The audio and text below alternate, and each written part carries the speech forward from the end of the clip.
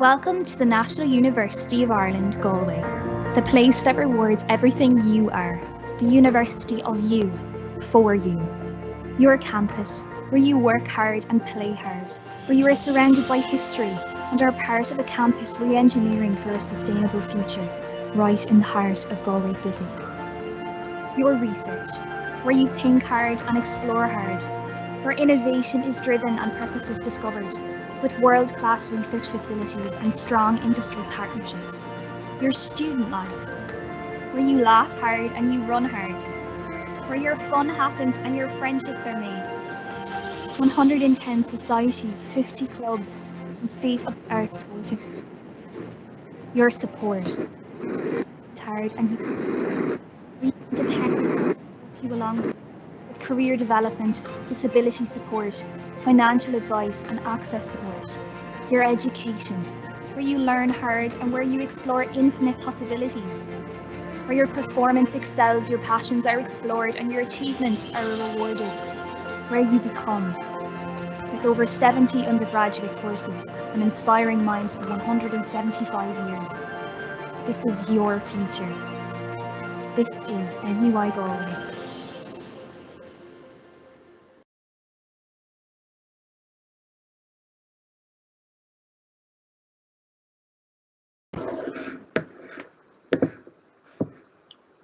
Good morning.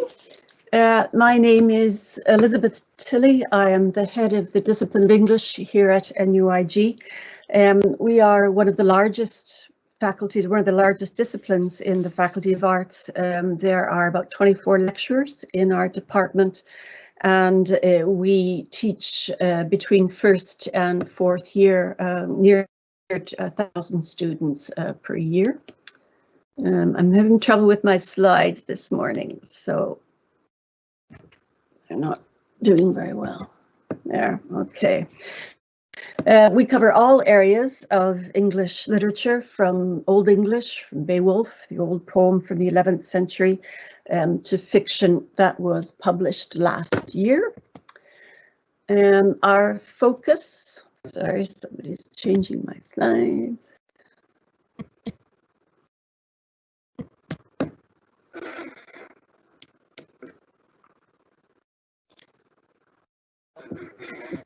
Sorry, we're going far too ahead now.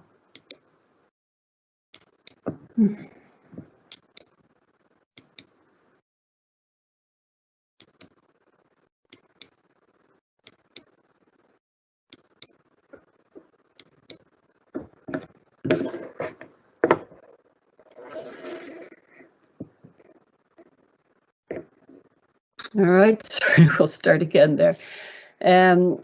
We focus when we can, sorry.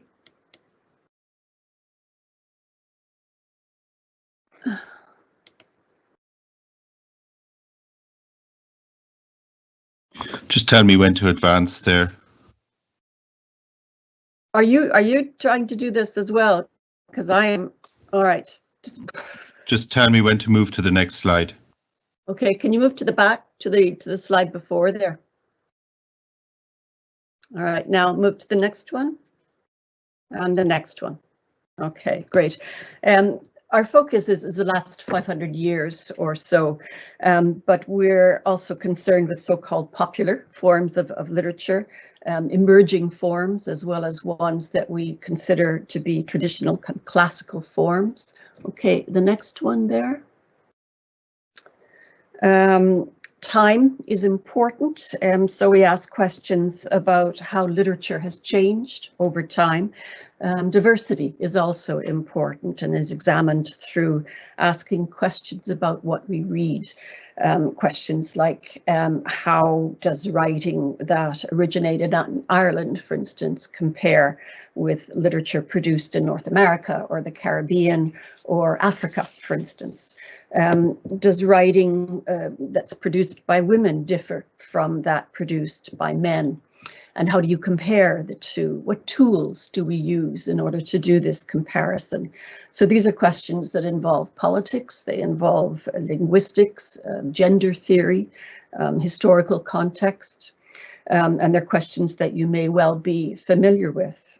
So just to remind ourselves of the reasons why we study literature in the first place. The first is pleasure. There's no point in doing anything that doesn't give us pleasure. So literature makes us happy if what we're reading is good literature. It offers us connections between our own experience and the experience of others at different places, at different times in history, and therefore helps us develop a sense of empathy. It helps us understand the forces of history.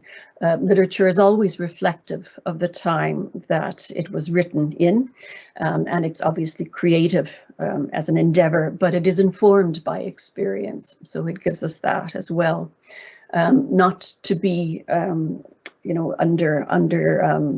represented. A well-crafted sentence is certainly a thing of beauty. So don't underestimate the effect of good writing and reading on your own communication skills. So reading widely helps us to think clearly.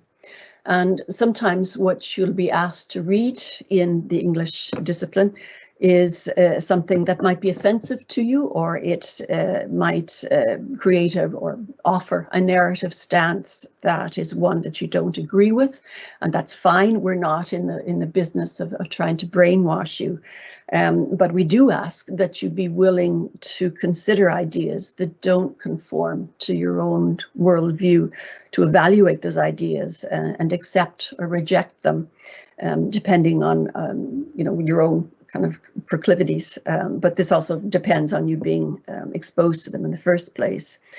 And the next slide, please.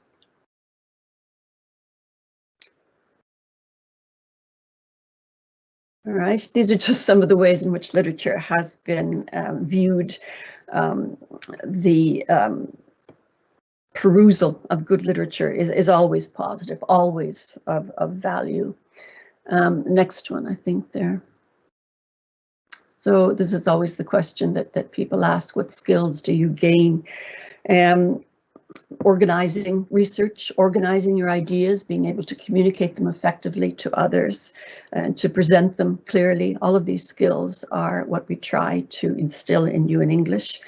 And I should say that you get practice in this, and we can all use as much practice as we can get. But we assume that you come into university with a certain standard of writing skills already, that you've understood and can employ the rules of composition and grammar, that you can put an essay together on your own. So just to warn you, that English is not an easy option. It's not something that you add to another subject because you think it won't require much thought or effort. So again, to warn you that the pace of study is different in English. You may be used to studying texts over a number of weeks or months. We'll ask you to read much faster than that, and to absorb information much more quickly than you might be used to. Next slide there, if you wouldn't mind.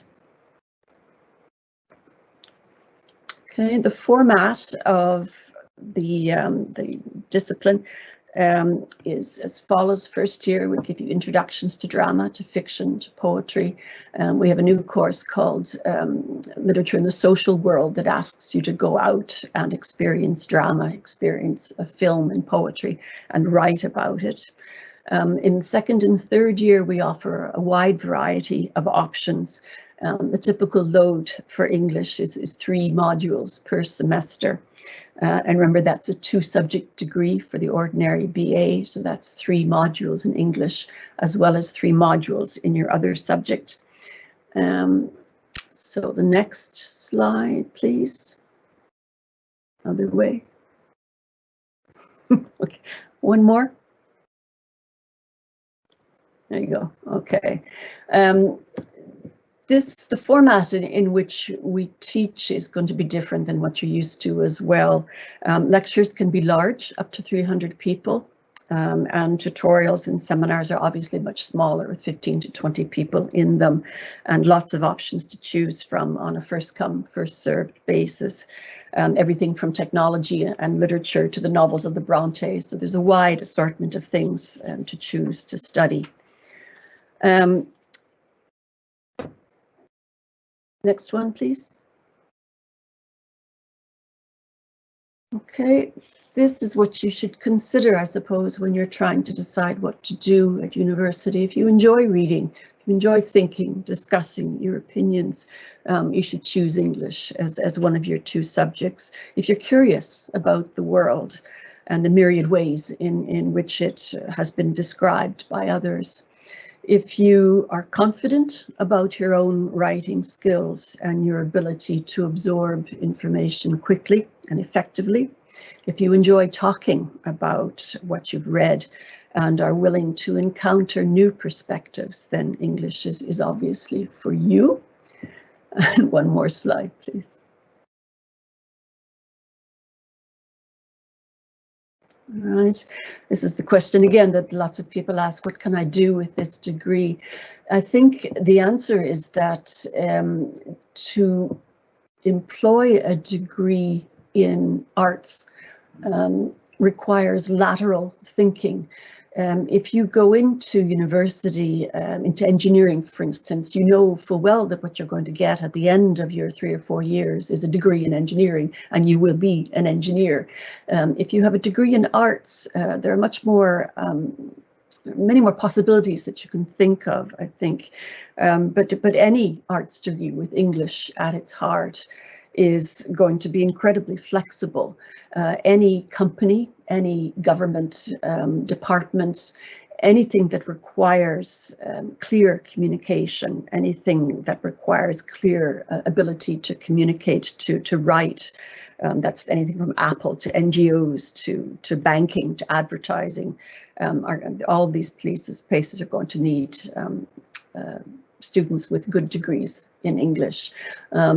Our retention rate after first year is about 80%. Our satisfaction rate is high. We are amongst the 150 highest ranked disciplines of English in the world. So this is a good degree. It requires a lot of effort. It shouldn't be taken lightly, but I think the rewards that you get from studying English far outweigh the time that you put into it. Okay, if you have questions, please write to the English department at NUIG and we'll be happy to answer them. Okay, thanks very much.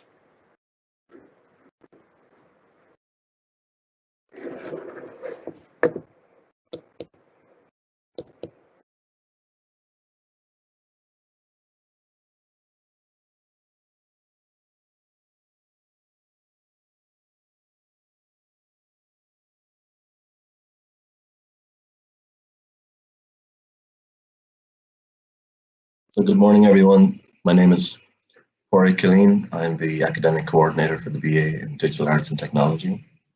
The program is a 4-year course. It has a placement or study abroad option in year 3. It's a fusion of a sort of typical arts degree and an IT degree.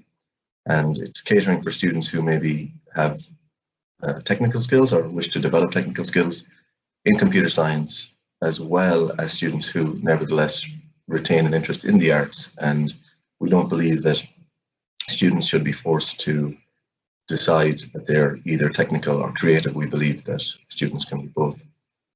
So why would you study this course? Well, we need to challenge and understand at a deeper level the impact that digital technology has had on our lives and on our societies. So we need digital literacy skills for that reason. Our students acquire those skills over the course of the program, looking at everything from social media to digital surveillance and other elements of our everyday lives. We also need to consider the ways in which technologies can enhance our use of traditional humanities approaches in the creative arts sphere, in the analysis of literature, in the treatment of cultural heritage. And we need to think too about the impacts of these technologies, as I said, on human society at every level. So if you study the BA in Digital Arts Technology, ultimately the hope is that in addition to some of the critical analysis you'll pursue of digital technologies in our lives, you'll also be getting hands-on practical skills along the way. A lot of our modules are focused on developing practical skills across a range of areas. And of course, as part of the degree, you will be doing IT. It's one of your core subjects. So if we look at the structure of the program, this is broadly how it works. Students enter in year one, they pick one art subject, and they also do IT. And in addition to those two subjects, they have a strand within the year that is called Digital Cultures, and that's where students work on the analysis of topics relevant to our era, how society is being affected by technology. But also they work on practical assignments, everything from podcasting and video editing to graphic design. In year two, it's much the same as the year before. You'll take the same art subject through and you'll take your IT modules and you'll still have those digital cultures options. In year three, the primary focus is on placement or study abroad. And placement is very useful for students who then, upon graduation, are looking to enter the workplace. And then in your final year, you complete your arts subject, you'll complete your IT suite of modules, and in addition, you will work on a digital cultures project throughout the year that will essentially be portfolio work that you can bring with you into the marketplace when looking for a job. So these are the art subjects that are available. These may change by the time you might enter, but it's currently these. So you would pick one of these subjects. Then, in addition to that, you have a range of module options within IT, and these are just some of the topics that you will encounter there.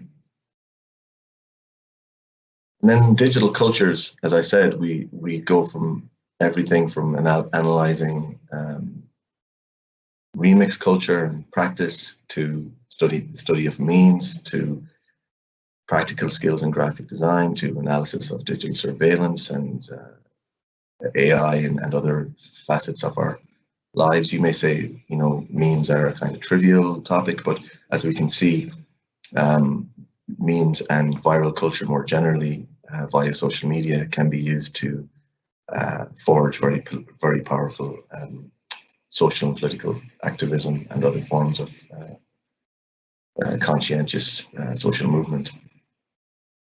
We look at digital art, and students have opportunities to produce their own digital art. The art sphere has been transformed in the era of new media, and not just the pictorial arts or the visual arts, but also literature. And we do look at electronic literature, interactive video, video games, and related forms. And then we look at the kind of big topics, big social topics, whether that's transhumanism. Will we eventually fuse with our technologies? Who knows? Is it okay for AI and machine learning to have the impact it has on our society without us probing the ethics of that question?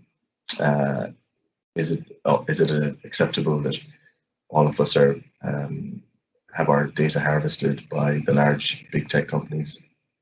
These sorts of questions we ask as a sort in an attempt to develop our critical skills.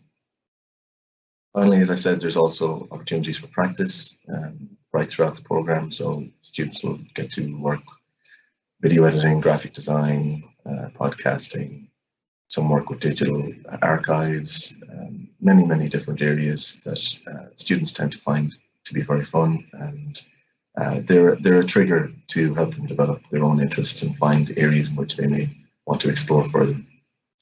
So what would you do afterwards? You might pursue a further specialized study at a master's level or a PhD. That's always available to students.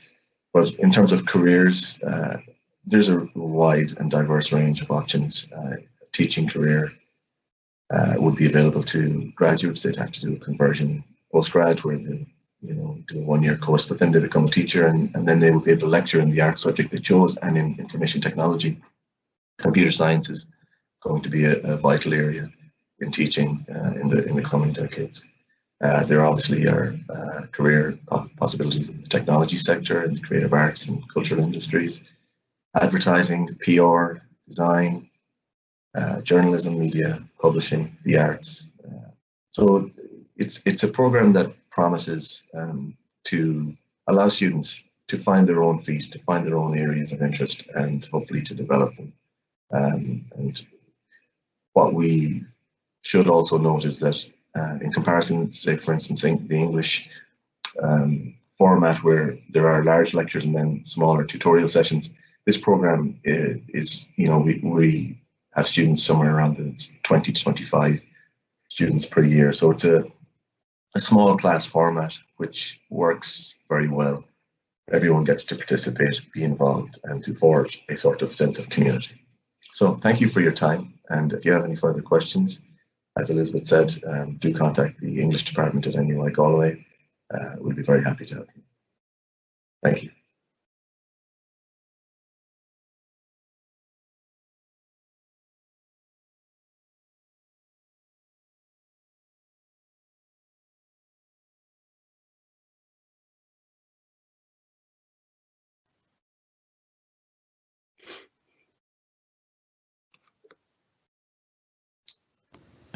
John, your desktop isn't coming through properly there. Can you just unshare and reshare again, please? Yeah.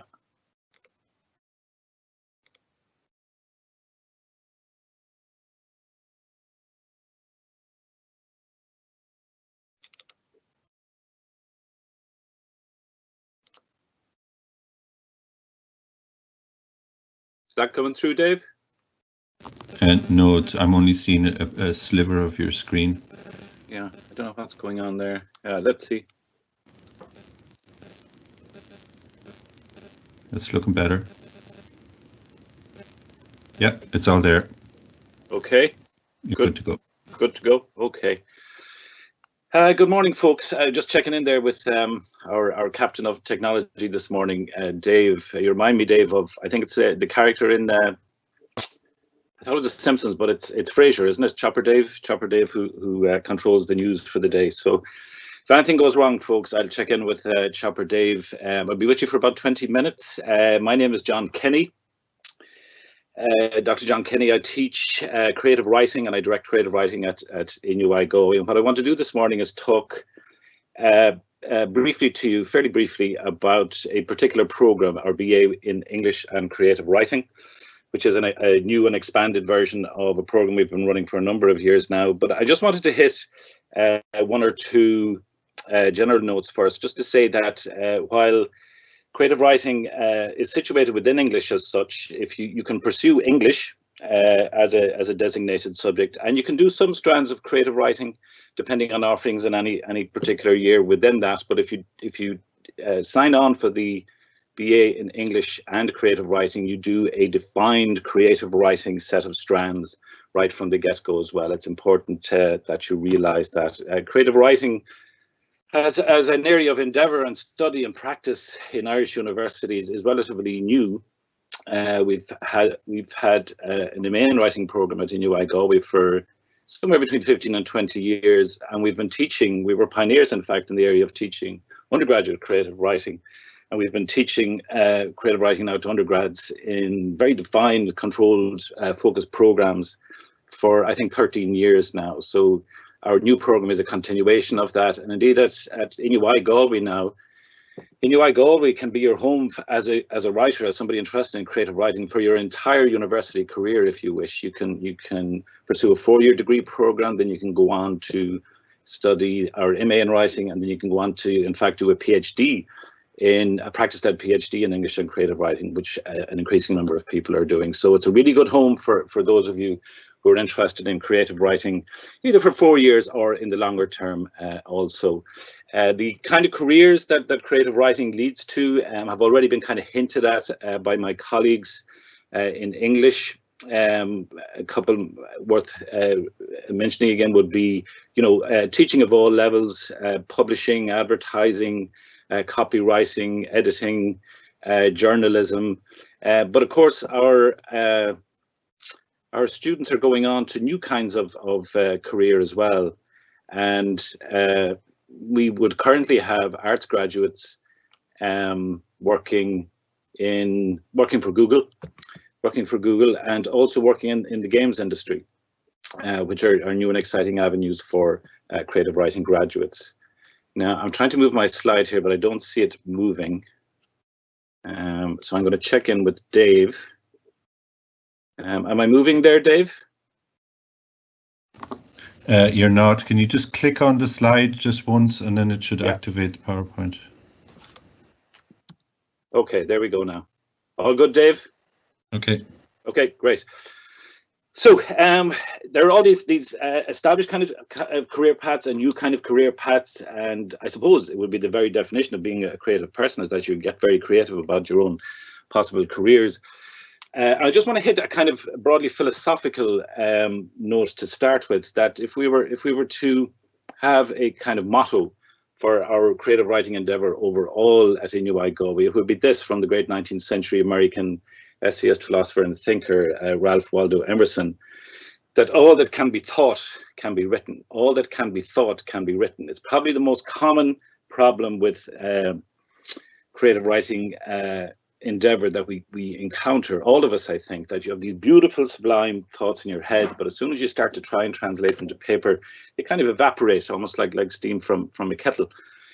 But we're confident in creative writing generally at NUI Galway that, on the contrary, all that can be thought, can be controlled and marshalled and played with and gotten onto the page. So once you can develop the capacity to start your story, whatever version of Once Upon a Time you can manage to cultivate, and we'll certainly help you do that, there is always a way of communicating on paper, of communicating in words what it is you're thinking. Now, of course, that's great for any prospective career or just generally operating in life. But as an extension of that, it's also exceptionally healthy for your person, philosophically and emotionally, to be confident that the things you think, the things you experience, you can actually communicate them. So in the broadest possible sense, in creative writing, we are very much about the capacity and the confidence in communication, in human communication, and particularly in written form. But of course, there are aspects of oral communication involved as well in discussing writing, and we cultivate that aspect a lot as well for students. So,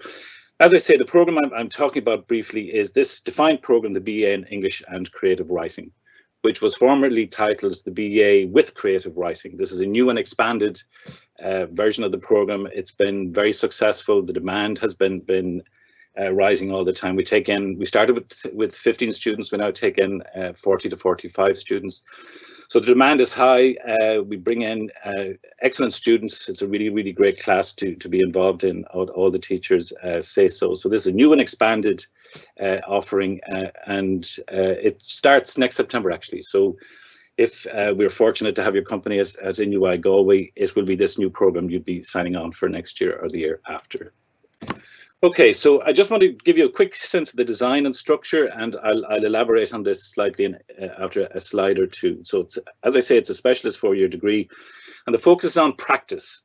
There's a slight difference there maybe compared to the study of English literature more traditionally, in that there is a focus on expertise and analysis and the gaining of knowledge and insight.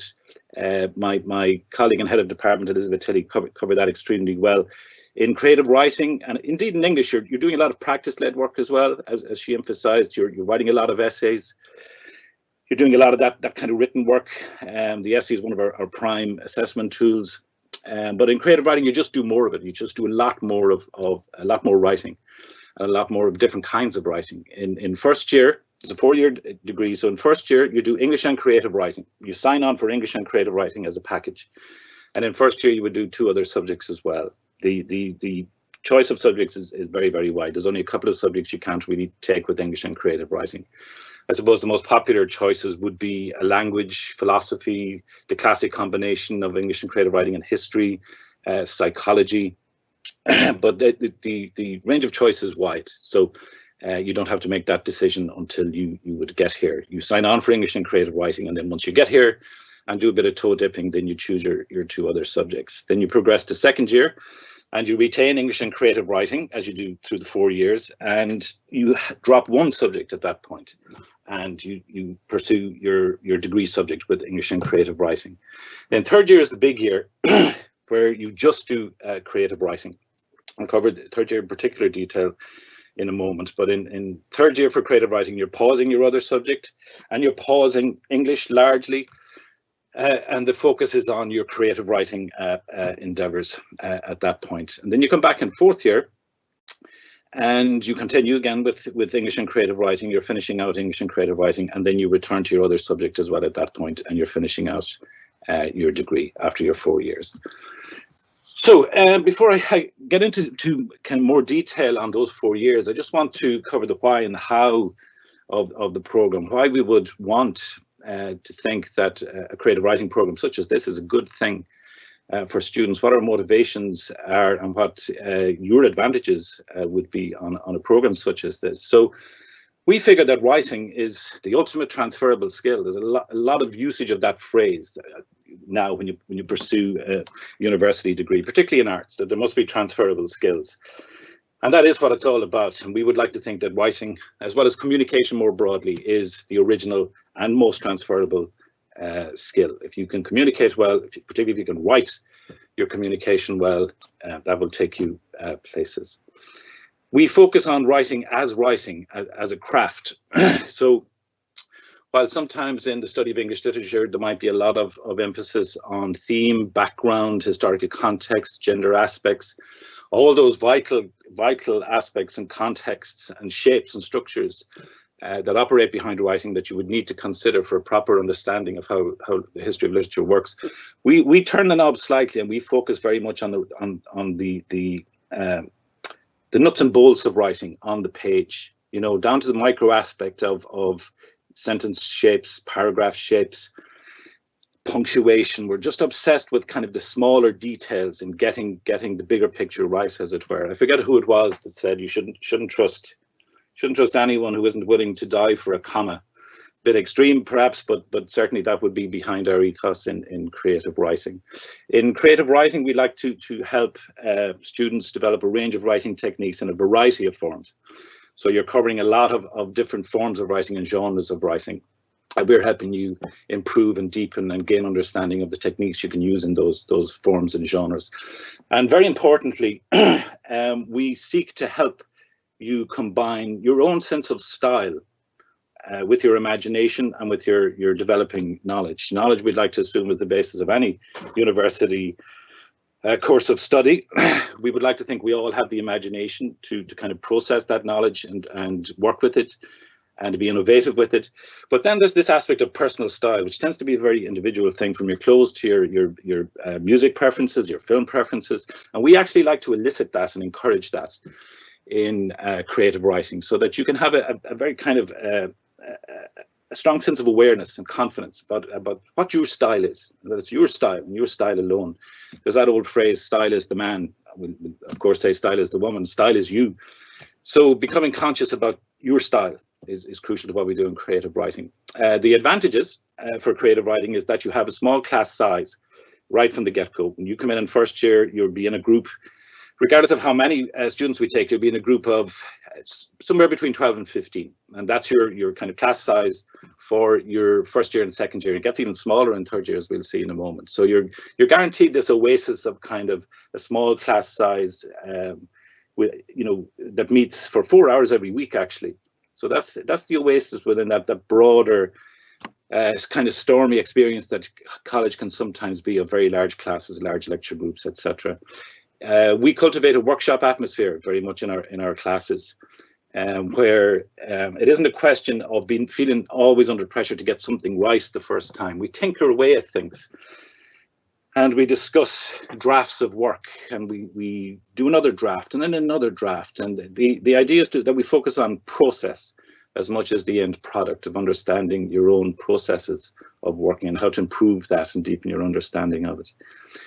The way our classes work is we combine instruction, standard teaching, with a strong emphasis on developing your capacity for self-led learning, following your own nose, following your own instincts, honing those, sharpening them.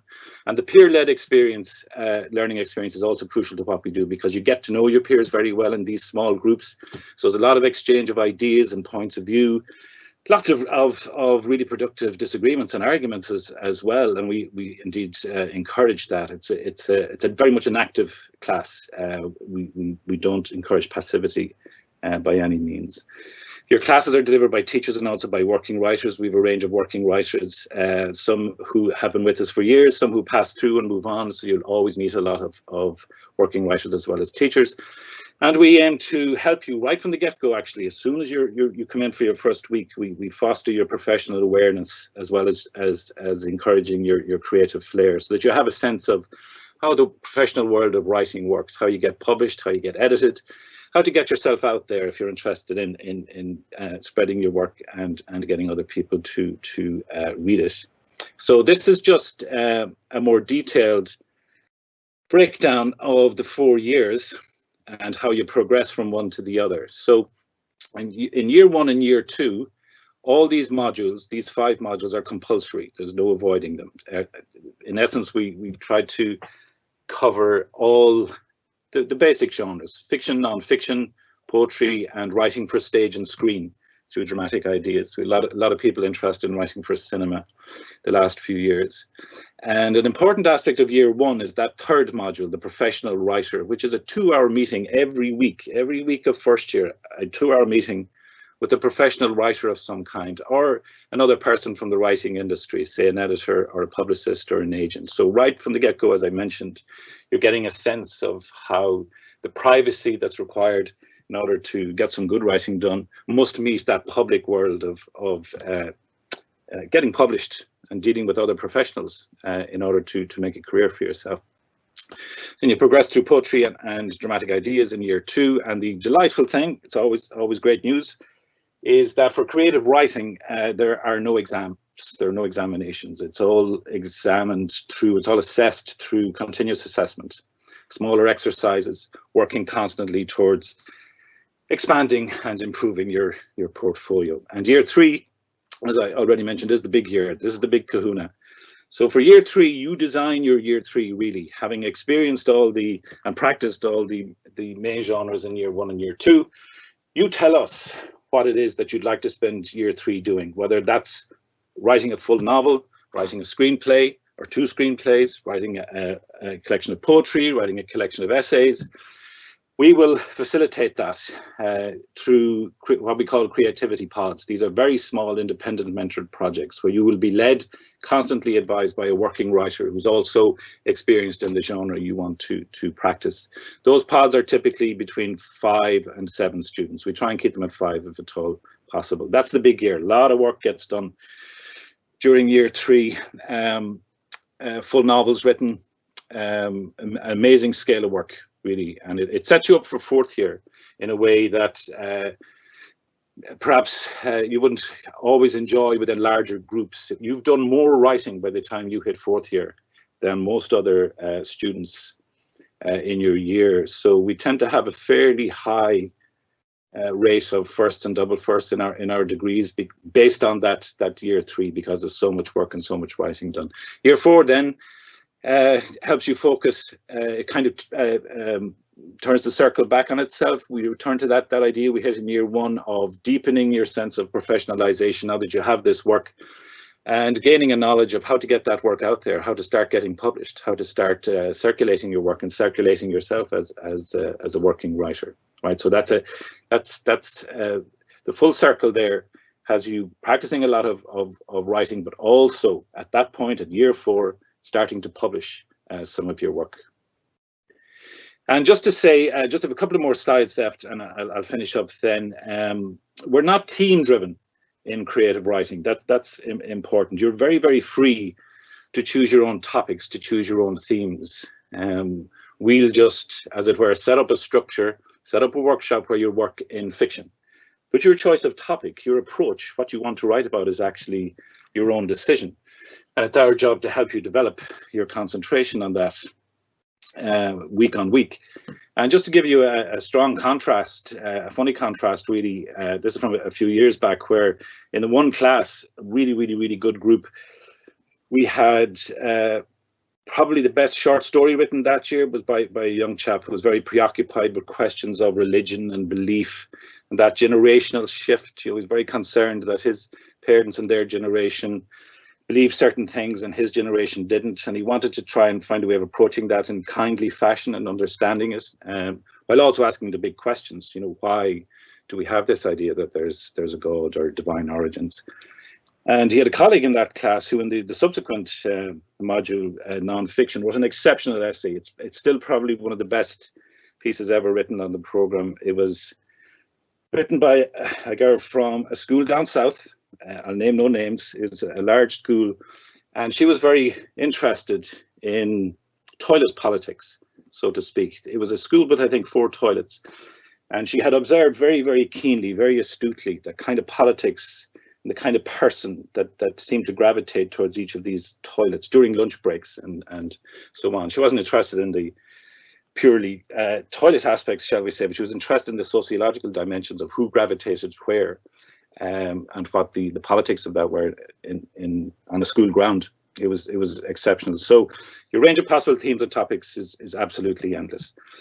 The approach, just to finish up in a nutshell, our approach in creative writing is a twin approach, and broadly we try to combine the most familiar way of teaching creative writing with a reconceptualization, a kind of broadening out of the resonance and relevance. Of course, we're about helping you learn techniques, the nuts and bolts of writing on the page. You can teach that. It's a kind of tips and tricks. You can look at other exemplary pieces of writing, study how the great writers did it, copy them, emulate them, write variations. But then there's the broader question of your sensibility, of us helping you to educate your sensibility, and of understanding the world, of understanding the issues that have pertained for a long number of decades and centuries, but all kinds of new issues of social equality, race equality, all the big questions that are coming now. And I think part of that is realizing that you can simultaneously learn about the world while learning about yourself, of examining your own sensibility. Who am I? Where have I come from? What do I think? Why do I think it? What is my style, and where did that style come from? So, as well as reading, as well as encouraging reading and the practice of writing, we talk a lot about the broader aspect of educating your sensibility and your artistic and social instincts. So we talk a lot about cinema, talk a lot about films, talk a lot about TV series, we talk a lot about music, we talk about fashion quite a bit. So we're very conscious of broadening out that creative concept, the kind of creative concepts that we feed into writing, broadening those out to the general consideration of our place in the world. Okay, so just to say, folks, that's it. For further information, please contact myself. I'll happily engage through email. It's unfortunate that we haven't been able to meet in person, but if you have a detailed question and we can't handle it through email, I'll give you a call, or we'll find some way of Zooming or Teaming or whatever, and we'll talk. Okay, that's it, folks. Thanks very much for your attention, and enjoy the rest of the day. Thank you.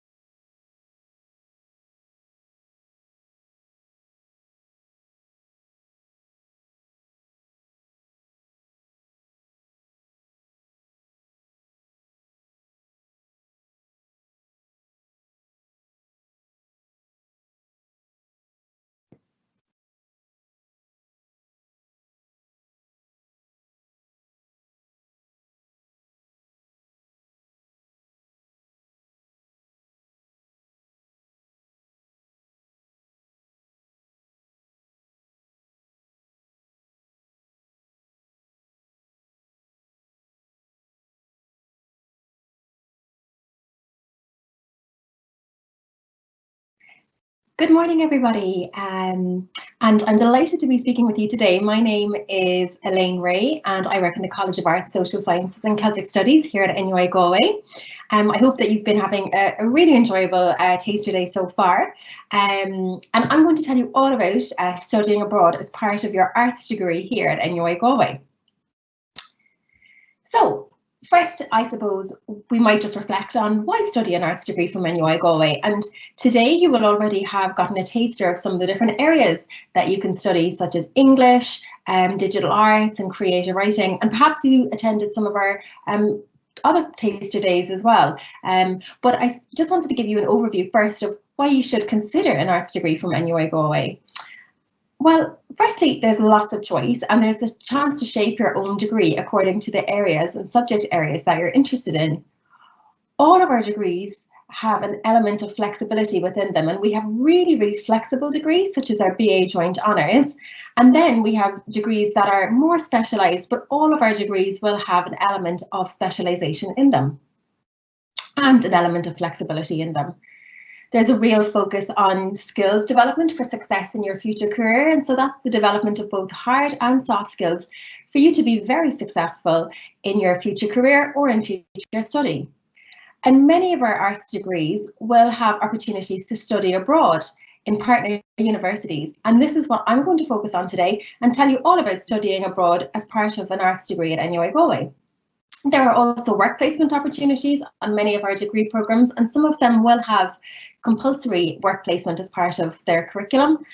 And our degrees open up pathways to a really wide range of different careers and different opportunities for further study as well.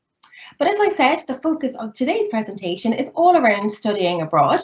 And with that, I would like to hear from you before I give more of a presentation on what you think the benefits of studying abroad might be as part of studying an arts degree at NUI Galway. So if you go to www.slido.com on your computer or on your phone and put in the event code 97207, you should see a question. What do you think are the benefits of studying abroad as part of your degree? And I would love to hear your answers. We'll obviously look at those, but it would just be great to get a sense of what you think might be the reasons for studying abroad or the benefits of studying abroad as part of your degree. So I'll just give you guys a moment to think about that and to put in what you think might be good reasons for studying abroad. So I'm just viewing them here separately as they come in.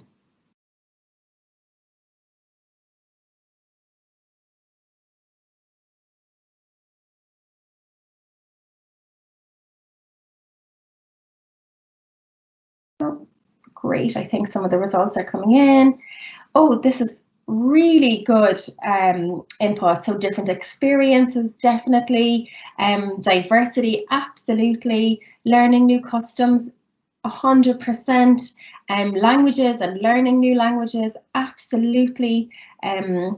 Experiences, again, definitely. Oh, these are really great. New cultures, getting to learn about different cultures, seeing how other countries do things, change of scenery, yeah, making new friends, and that's a really big one, and we'll talk about that. Immersing yourself in the language, absolutely, that is so important, particularly because, and again I'll speak about it, all language students will go abroad in order to be able to immerse themselves in the language that they are studying. Yeah, meeting new people, so important. Experience, independence, absolutely, that's another great benefit of studying abroad, and we'll speak about that as well. You have a really brilliant grasp already on the reasons for studying abroad. I'm very impressed, and I think you really understand why studying abroad would really benefit your degree. I really like widening your horizons as well, change, experiencing other cultures. Brilliant. These are all absolutely the rationales for studying abroad. So in terms of why study abroad, actually one of the really big ones and one of the really big reasons students study abroad is in order to have that experience that employers are looking for. So did you know that 6 out of 10 employers around the world give extra credit for an international student experience? And more than 80% say they actively sought graduates who had studied abroad. Now, I don't expect people at this stage to know what you might want to work in your career as, but it's just a really important consideration that employers really look for graduates when they finish their degree that have studied abroad for many of the reasons that you said. So things like independence, being able to work with other cultures and having an appreciation of other cultures, and working in diverse groups. So that's something that employers really seek. So yes, studying abroad gives you that competitive edge. And it creates your unique selling point. And why does it do that? Well, it gives you language and communication skills, and these skills are really in high demand from employers. So language, both in terms of if you're studying a language, it will improve your language, and if you're going into a kind of career that you need a language for, you'll have improved your language by studying abroad, but also you'll have improved your communication skills because you'll have been communicating with people from all over the world and when you study abroad, and employers really look for improved communication skills as well. As some of you mentioned, one of the real benefits of studying abroad is that it gives you independence and self-motivation, and this is something that employers really look for as well. Employers also look for adaptability in terms of succeeding in highly agile and flexible organizations. And when you study abroad, you do definitely have to be agile because you're adapting to a new university system, you're adapting to a new place, a new culture, new people. So that's something that employers really look for. And employers look for cosmopolitan citizens and people with global connections. And again, because if you study abroad, you're going to be meeting people from all over the world. You're really being that cosmopolitan citizen, and you're creating those global connections with people from many different cultures and countries. And that's really important for employers because that reflects what will happen in the workplace as well. And of course, another reason for studying abroad are the more personal reasons, and these are so important as well in terms of making new friends and making new friends from countries all over the world. In terms of adventures, you know, when you go abroad, be it in Europe or further afield, and I'll talk about the places that you can go abroad, you have the opportunity to travel, to go to places that you may not have traveled to before, and to see, you know, amazing landmarks. And so it's an incredible adventure to study abroad, and then also to experience new cultures. So you might be studying somewhere that you've never been, and it's a whole new culture. You'll also likely be meeting people from all over the world that have their own cultures, and so it's a great opportunity to experience new cultures. At the end of the presentation, I will put up some quotes from students that have studied abroad in the College of Arts, and they address a lot of these areas. Unfortunately, I don't have time to play this video, but if in your spare time on YouTube you want to Google NUI Galway and Boston College, you'll get to see a video of a student who went to Boston College and her experience there. And it's a great video that captures all of the energy of studying abroad. So in terms of the actual courses that you can study abroad on, well, firstly, I should say that in the College of Arts, Social Sciences and Celtic Studies, we have 24 different undergraduate courses. And as I mentioned, these range from highly flexible courses to more specialised courses, but there is flexibility on almost all of the courses.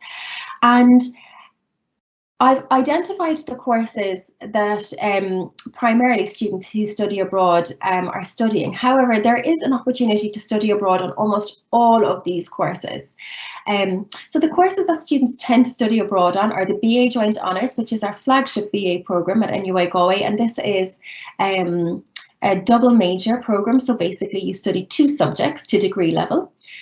Then we have a structure called the BA Connects, which are similar to a BA Joint Honours. So you study 2 subjects to degree level, but with an additional specialism.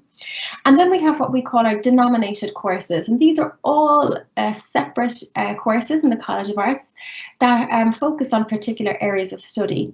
As I mentioned, there are opportunities to study abroad on almost all of these, but of the denominated courses, the 2 courses that have study abroad as part of the course are the BA Global Experience and the BA Global Languages, and we'll reflect on these now. So in terms of the BA Joint Honours, this is the really flexible course. This is the CAO code GY101. It's a really flexible degree course with over 300 different subject combinations. And so in first year, students will choose 3 subjects from the different subjects available, and the subjects are in subject groups. There are 7 subject groups, and in first year, students will study 3 of those subjects, and students can select any 3, but only 1 per subject group, and we'll look at those in a moment. And it's just really important to choose 3 subjects that you're interested in mostly, and I would really say that the most important thing when you're coming to college to study any degree is to make sure that you choose a degree that you're going to be interested in, because this will make it so much more enjoyable. But also it's important to choose subjects that go well together and that reflect your future career ambitions as well.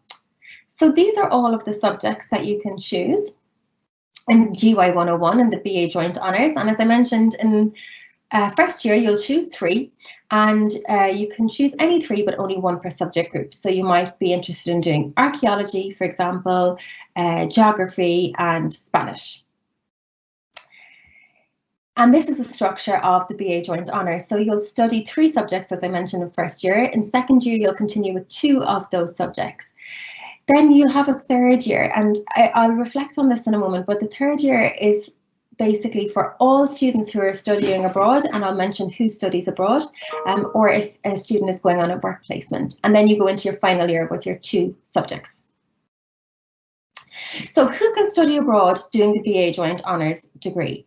So firstly, I think when we look at a lot of our degrees, we categorise them into language or non-language students in terms of studying abroad. So any student who's studying a language as part of the BA Joint Honours, so that's if you're studying French, German, Italian or Spanish, you will spend the third year in a university abroad or doing a teaching assistantship in a country where the language is spoken. You'll choose your destination in the second semester of your second year. So you'll choose where you want to go in your second year, and where you go will depend on the other subject that you're studying. So for example, if you're studying French and law, you will be going to a university where you will study French, but you will also be able to study law. So it depends on the 2 subjects that you're studying. But just to say that all language students will study abroad. If you're a non-language student and you're doing the Joint Honours, we do have some opportunities available, either in Europe, in partner universities where you can study through English, or we also have partnerships in the USA, Canada and China. And if you're not studying a language, you will go abroad and you will study the 2 degree subjects that you're studying through English. What I would say is that for non-language students doing the BA Joint Honours, study abroad opportunities are competitive, and they are based on merit, so your results. So it is important that if you are doing the BA Joint Honours and you're thinking about studying abroad, just that it will be a competitive process. In terms of language students going abroad, we have specific Erasmus partner universities. Erasmus means European exchange, and you will study abroad for the full academic year of study. And as I mentioned, for the non-language students, you will be studying abroad either in Europe or in the USA or Canada or China, and you will also be going abroad for the full academic year of study, and the destination will depend on the subjects.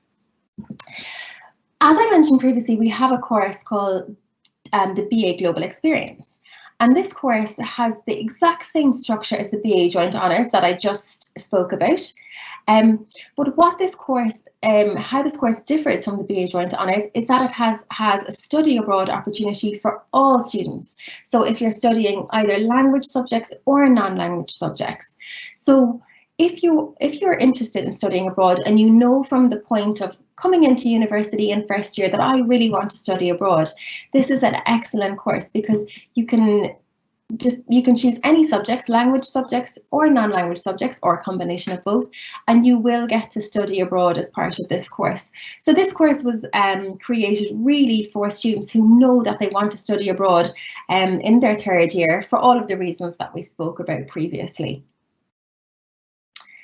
Just to say, if you're studying Gaeilge as a subject in either the BA Joint Honours or the BA Global Experience or on one of the Connect programmes, you will spend a semester in the Gaeltacht and the other semester on an Irish language work placement. And if you're taking Gaeilge and continental language subject as well, you'll spend one semester in the Gaeltacht and one semester abroad. So that's just specific for those students who are thinking about studying Gaeilge as well as a language, or maybe you want to study Gaeilge as part of the global experience with another subject, but you will spend one semester at least in the Gaeltacht, and then if you're doing a language, you'll spend the other semester studying the language abroad, as opposed to the full academic year abroad. In terms of where you can actually go and where you can study abroad, language students, I suppose this will depend on the country or the countries where the language you're studying is spoken. So if you're studying German, for example, you could go to Germany or Austria. If you're studying French, you might go to France or Belgium. Of course, if you're studying Italian, you'll go to Italy. And if you're studying Spanish, primarily our links are in Spain, but there are some opportunities in South America. And if you're not studying languages, we have lots of different partnerships in Europe that you can study through English. So in particular in countries in Scandinavia, so Finland, Sweden, we have partnerships in the Czech Republic, the Netherlands, of course, as well. So we do have partnerships in Europe whereby students can study through English. And then we have opportunities in the USA, in Boston College and Richmond College in Virginia, in Canada, in Ottawa, and in China in a place called Shantou. And we'll be continuing to build these partnerships, both in terms of English-speaking partnerships in Europe and partnerships outside of Europe as well. So there's really lots of diversity in the types of places that you can go to. And as I mentioned, you'll be matched to a university where you can study your subjects. I showed you a visual of all the different types of courses that you can study in the College of Arts, Social Sciences and Celtic Studies, and you'll have seen that there was lots of other courses that I haven't mentioned, but there is an opportunity to study as part of study abroad as part of our BA Connect and denominated courses as well. So you can do a study abroad in the third year for an academic year or a semester. This will differ by course, and these courses tend to have their own links. So for example, if you're studying the BA Drama, Theatre and Performance, they will have their own links with partner universities either in Europe or in the USA, where you would study drama in another university abroad. So a lot of these more specialized courses tend to have their own links. Of course, if you're studying a language, you could study a language as part of one of the Connect courses or as an additional subject in a lot of the denominated courses. You will likely go abroad and study the language in a country where that language is spoken as well. And just in terms of what our students actually have to say as well, these are just some nice quotes that I've pulled out, and I think they reflect a lot of the reasons that you submitted and the great benefits of studying abroad. So just reading these, the best thing about my Erasmus is my two amazing Mexican housemates. We have all become like a family over here. They're coming to celebrate Christmas with me in Ireland, and we're also planning a trip where I will get to visit them in Mexico. So you really do meet new people, you get to make friends from all around the world, and you get the opportunity then to travel and meet these people in their own countries.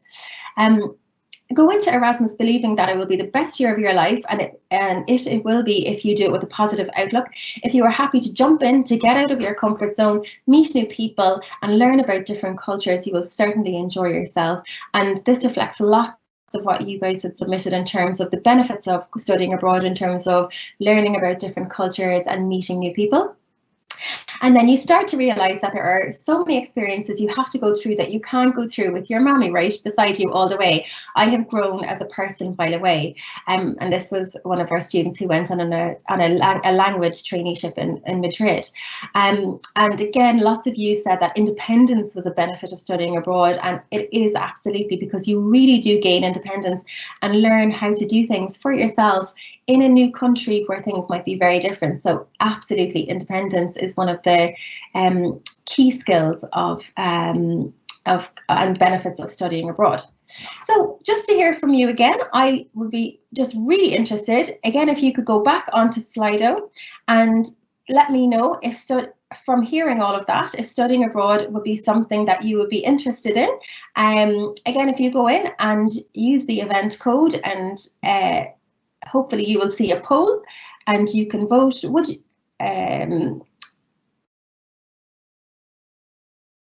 Would you consider studying abroad as part of your degree? And I'm just going to view the results now. Hopefully that these will come in and you'll be able to see them. Oh, lots of the votes are coming in. That's great. And all really positive. Lots of you are saying, yes, definitely get me on that plane. And I think that might be reflective of the fact that we are all wanting to go on holidays and go abroad at the moment. So delighted to see so many of you would be interested in studying abroad. And I hope that I've given you an overview of how that's possible with many of our arts degrees at NUI Galway. So with that, just to say, I'll just leave you on a final quote, and I think it's just a really nice quote as you are exploring the rest of the different subject areas as part of today's Taster Day. If you're interested in something, no matter what it is, go at it full speed, embrace it with both arms, hug it, love it, and above all, become passionate about it. Lukewarm is no good. And this is from Roald Dahl, and I think it also applies to study abroad. If studying abroad is something that you're really interested in, make sure that you do your research into the type of degrees that have the study abroad as part of it. And if you are going to do a study abroad, really embrace it, because it will give you so much back and it will really set you up for success in your future. So thank you all so much. It's been wonderful speaking with you today, and I hope that you enjoy the rest of your Taster Day. Thank you.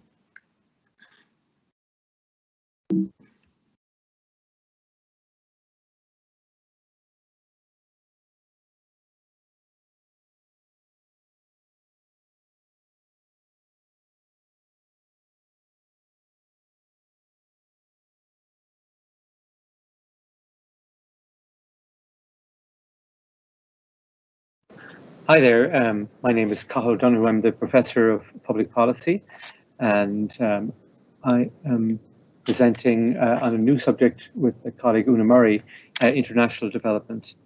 I hope you can see these slides.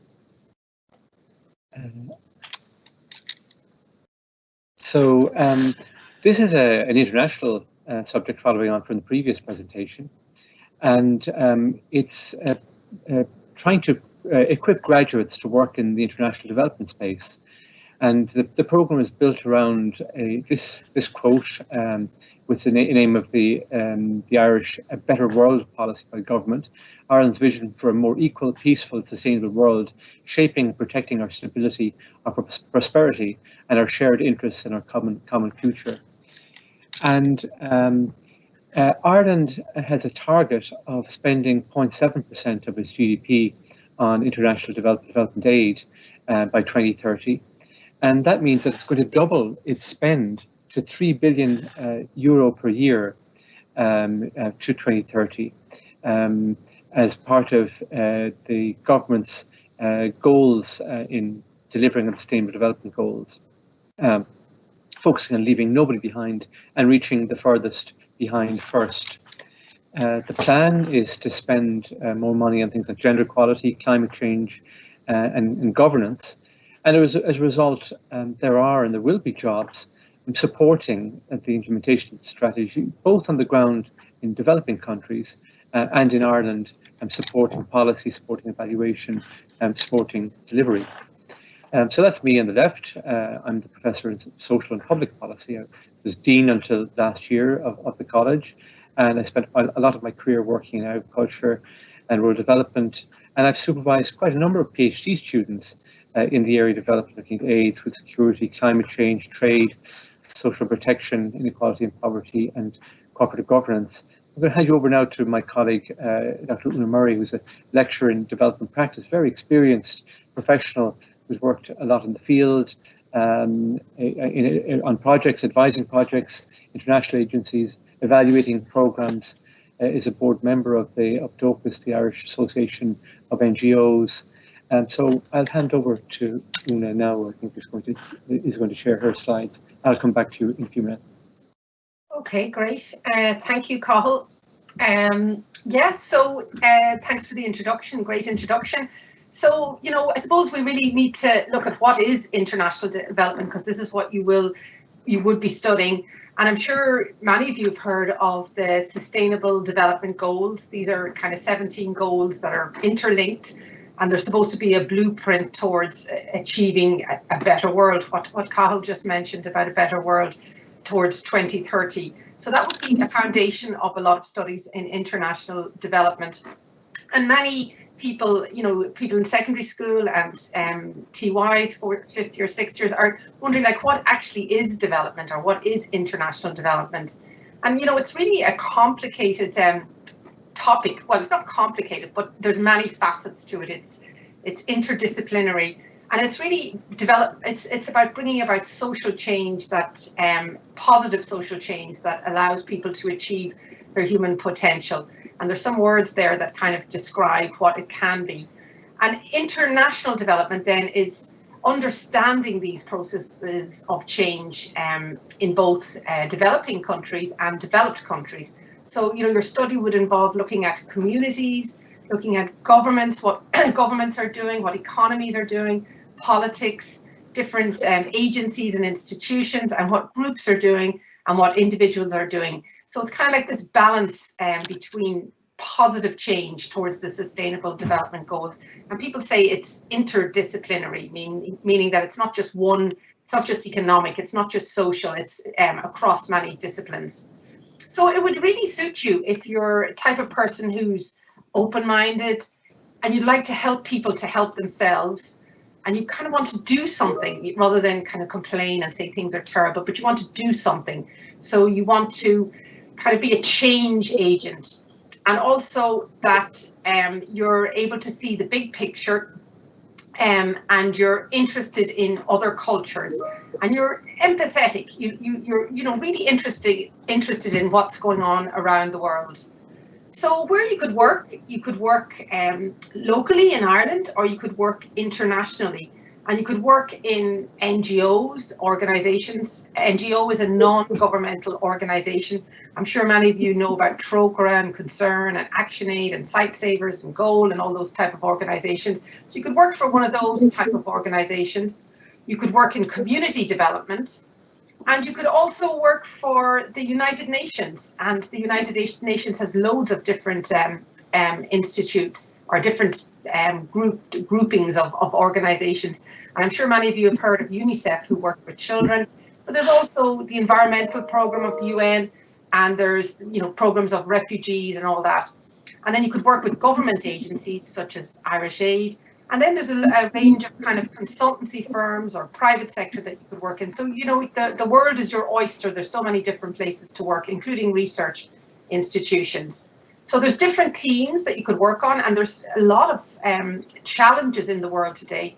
But you could work on human rights, you could work planning, refugees, migration, you could work for charities, and I mentioned the UN. And another big area is advocacy, trying to make change. Making noise about an issue. And Cathal already mentioned some of the areas, but the big challenges facing us in the next 20, 30 years, the big one is climate change. So we focus a lot on climate change, but food security is a big one as well, and it's linked to climate change. And of course, human rights, rights of individuals and rights of communities. Then I mentioned that you could work in many different locations, from urban areas to the countryside, and you get to do a lot of kind of field work and travel and finding out about different people in different places, and as I mentioned, helping them to help themselves. And there's a picture there on the right of field work in Malawi that we did on an NUI Galway research project a number of years ago. And here we were working with women farmers in Malawi. But you can do community development, youth projects, and of course, gender and social inclusion are big topics as well nowadays. So, you know, there's very variety of places that you can work and areas that you can work in. So really, I mean, the big key for international development is you're helping people to help themselves. So you're facilitating processes, and there's so many different needs around the world, you know, from economic needs, jobs, education for people, safe water, environmental needs, land rights, you know, lots and lots of different challenges. But day to day, what you would be doing really is, you know, project management. You could be doing training or education. You could be doing research. You could also be involved in advocacy and fundraising. And then communications is a huge, big area in international development nowadays. You know, rather than writing reports, we're trying to make things more visual and make videos and, you know, audio reports. And the reason I got into international development 25 years ago was because I really wanted to travel and see different parts of the world that were off the tourist trail, and do kind of research work and surveying and observing and reporting. But you do, I mean, not at the moment with COVID, but in the future, there will be travel in this area. But it's a really exciting career, and I must say, very varied. You never know what you're going to be doing or where you're going to be. So at NUI Galway itself, and here's a picture here of a school in Kenya, rural Kenya, an outdoor school actually. They're building a new school in the background. But you learn things like, you know, difference is between countries in terms of their history, their economic development, their human development. I mentioned human rights and project planning, and you'd also be covering how to research different areas of human rights, economic development or planning.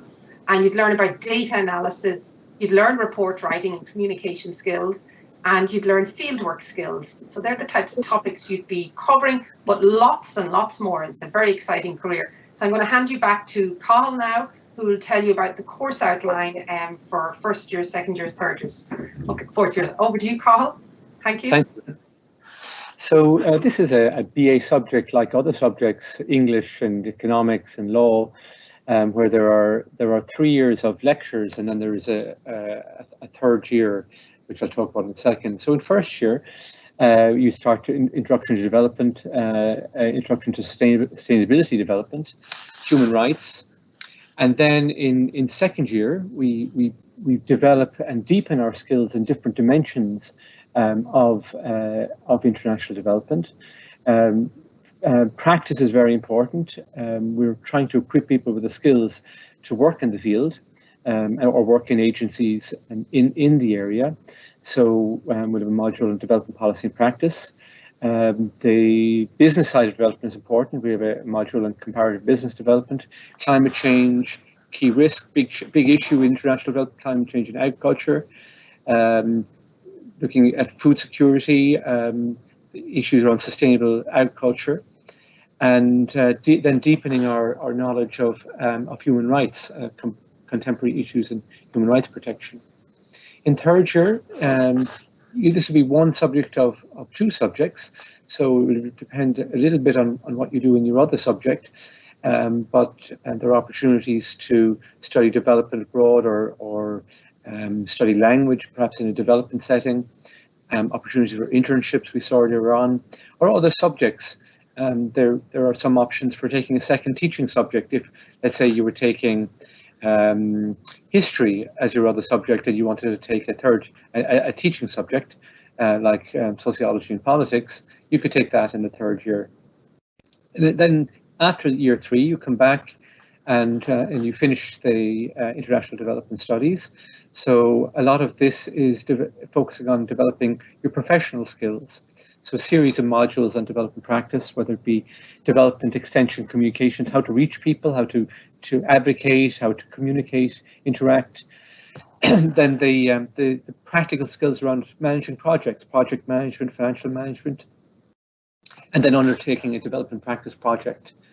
Then there are a series of different electives in history, sociology, politics, geography, different parts of sustainable development like development economics or more climate change, and lastly, deepening our understanding of human rights. So you have a chance to specialize in different parts of international development, as well as building your professional skills in your final year.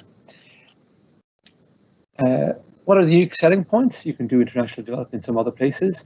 I guess is the focus on sustainable development. Many of us teaching in the program have a lot of work experience working in that area. So we try to teach you what we've learned over our long careers at this stage.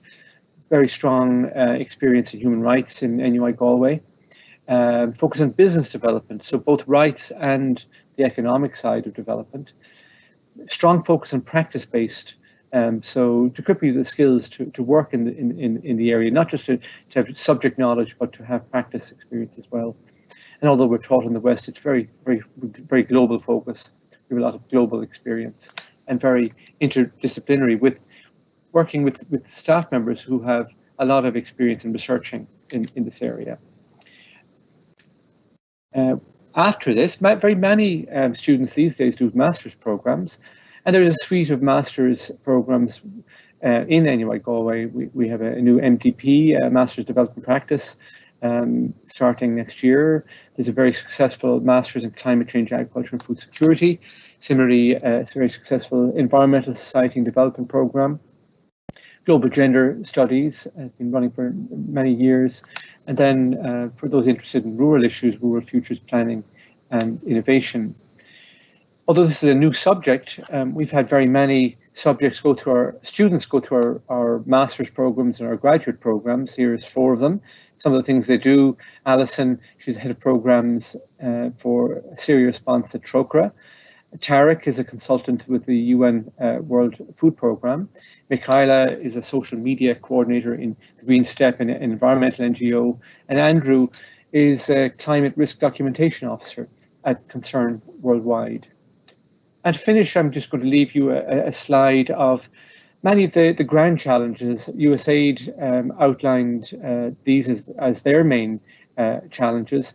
And really, the subject international development is designed to equip graduates to help the world meet these challenges: saving lives at birth, securing water for food, powering agriculture, creating hope in conflict, making all voices count, and so on. These are big, important things that the world needs to deal with, and we hope we can create graduates who have the capacity to work and be influential in this space. Thank you very much. Thank you.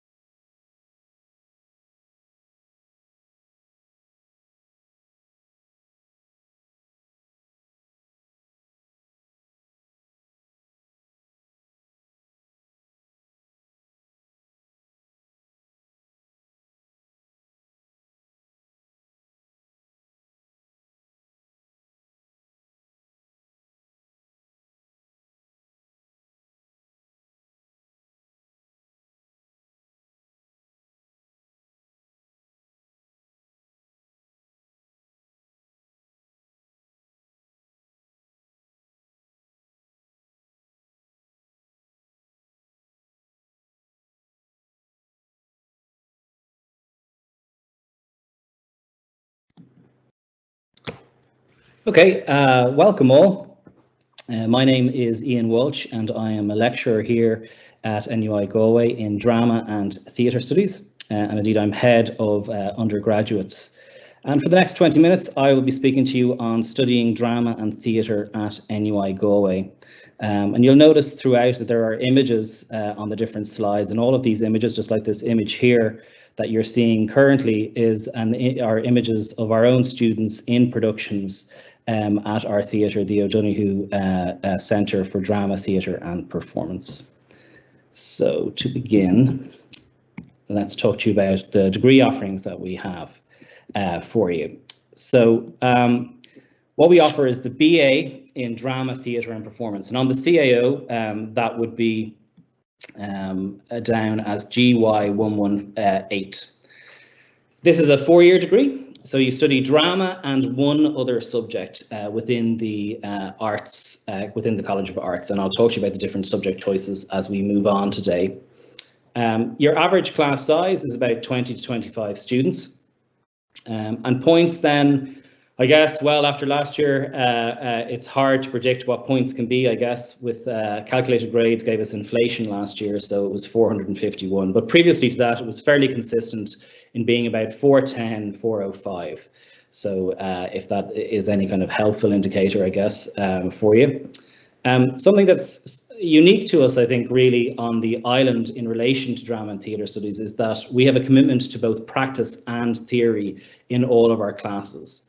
So what that means is that if you go to class in drama and theatre studies here, you will be up on your feet for a good bit of the class, but then you'll also be having discussions in seminar formats and attending lectures as well. You'll be rehearsing for productions outside of class, but you'll also be going to the library to write essays. So it's a real mix of both practice and theory. It's not like a conservatory model where it's simply about acting alone. We look at all the different disciplines within theatre studies, acting being one of them, and I'll talk to you about what our classes are in a second. But we don't just concentrate on one particular thing. Likewise, in terms of theatre studies and other universities where it's very much just academic and you're behind a desk all the time, we don't do that either. So it's a mix between the conservatory model and the more academic model. Because we have a 4-year degree, we also are able to offer you internships in your 3rd year of the degree. What that means, you get vital work experience with a lot of our partners, such as Druid Theatre Company, the Abbey, the Gate Theatre in Dublin, etc. And I'll talk to you about them again as we move on. And also that year in 3rd year, there's the opportunity to be involved in a professional production. That again will be put on at the O'Donoghue Centre for Drama, Theatre and Performance, although it has also in the past been put on in the Micklally Theatre in Galway as well. So I've mentioned we have partnerships with Druid Theatre. For those who don't know, I guess, to put Druid Theatre on the map for you, the artistic director of Druid Theatre is Gary Hines, who was the first woman to win a Tony Award for Best Direction. So that gives you kind of calibre of the kind of people that are there in Druid, a very well-known Irish theatre company, but also internationally renowned as well. And then, of course, we're partners as well with the Galway Arts Festival, which is another major festival in Europe now. That happens in July, and our students get opportunities to partake in the festival. They also get opportunities. We've had students actually be cast in Druid shows that have even gone on tour around Ireland as well in the past. So it's a very close partnership, and these people from these organisations, their personnel, come in and teach our students, and it also creates vital networks for them in the future.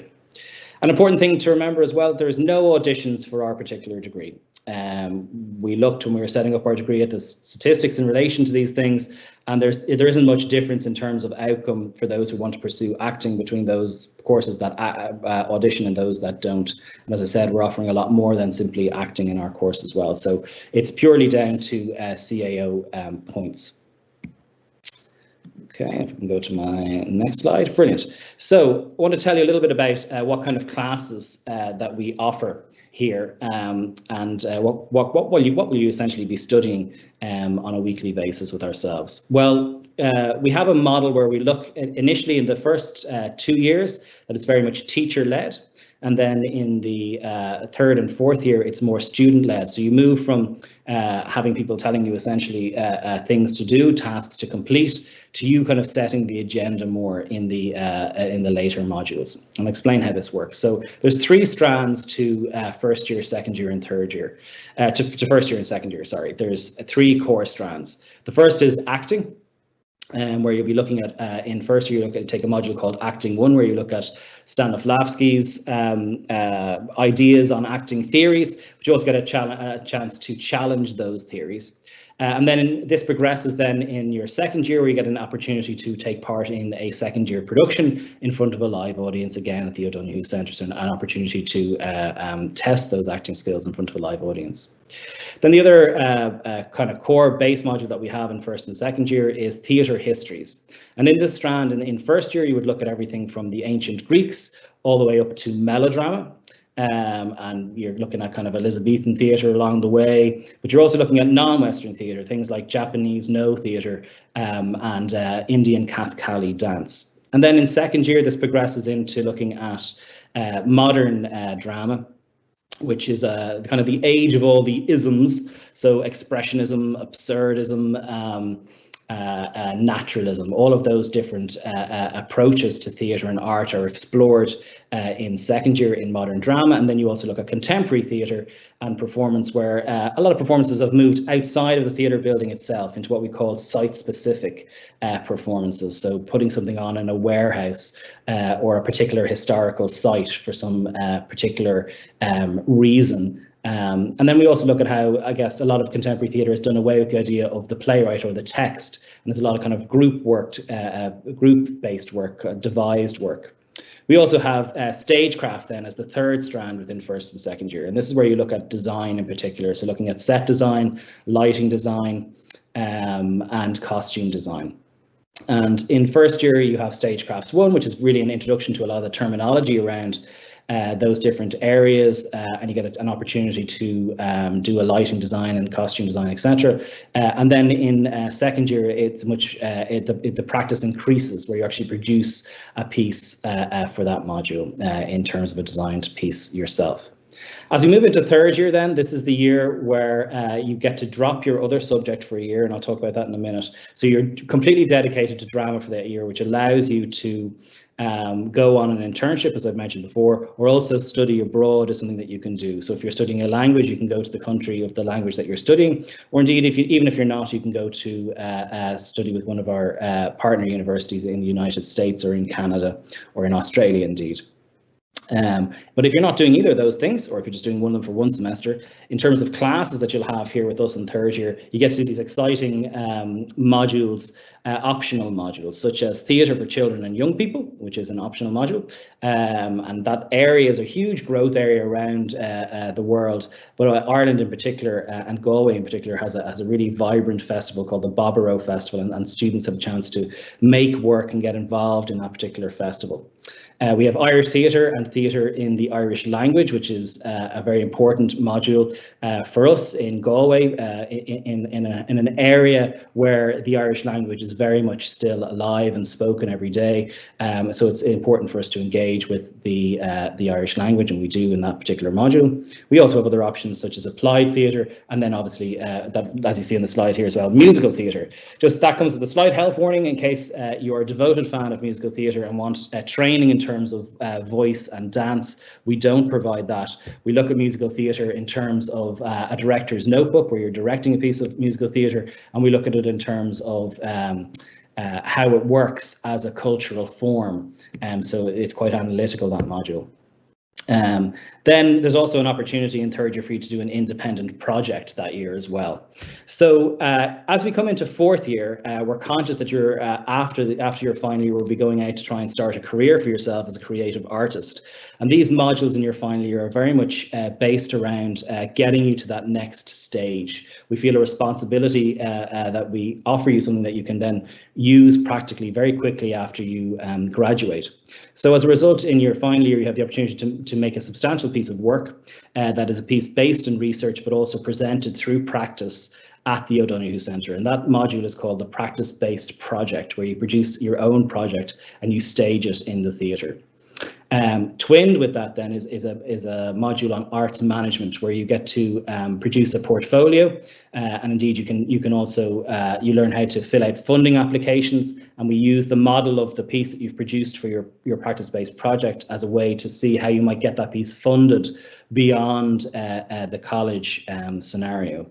You also learn about the practicalities of touring and producing CVs. If you're into acting still by then, we look at how to how to create an acting portfolio for you. If it's design, then it's a design portfolio that you work on in your 4th year there as well.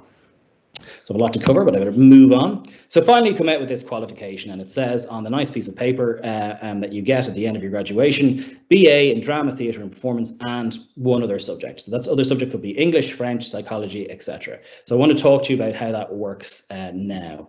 So what else can I study along with drama and theatre studies? Because you have to study something, another one subject. So there's a list of the different options that you have. It's probably worth just drawing attention to those that you can't combine with drama, and that is sociology and politics, IT, and Lane and Astrucon.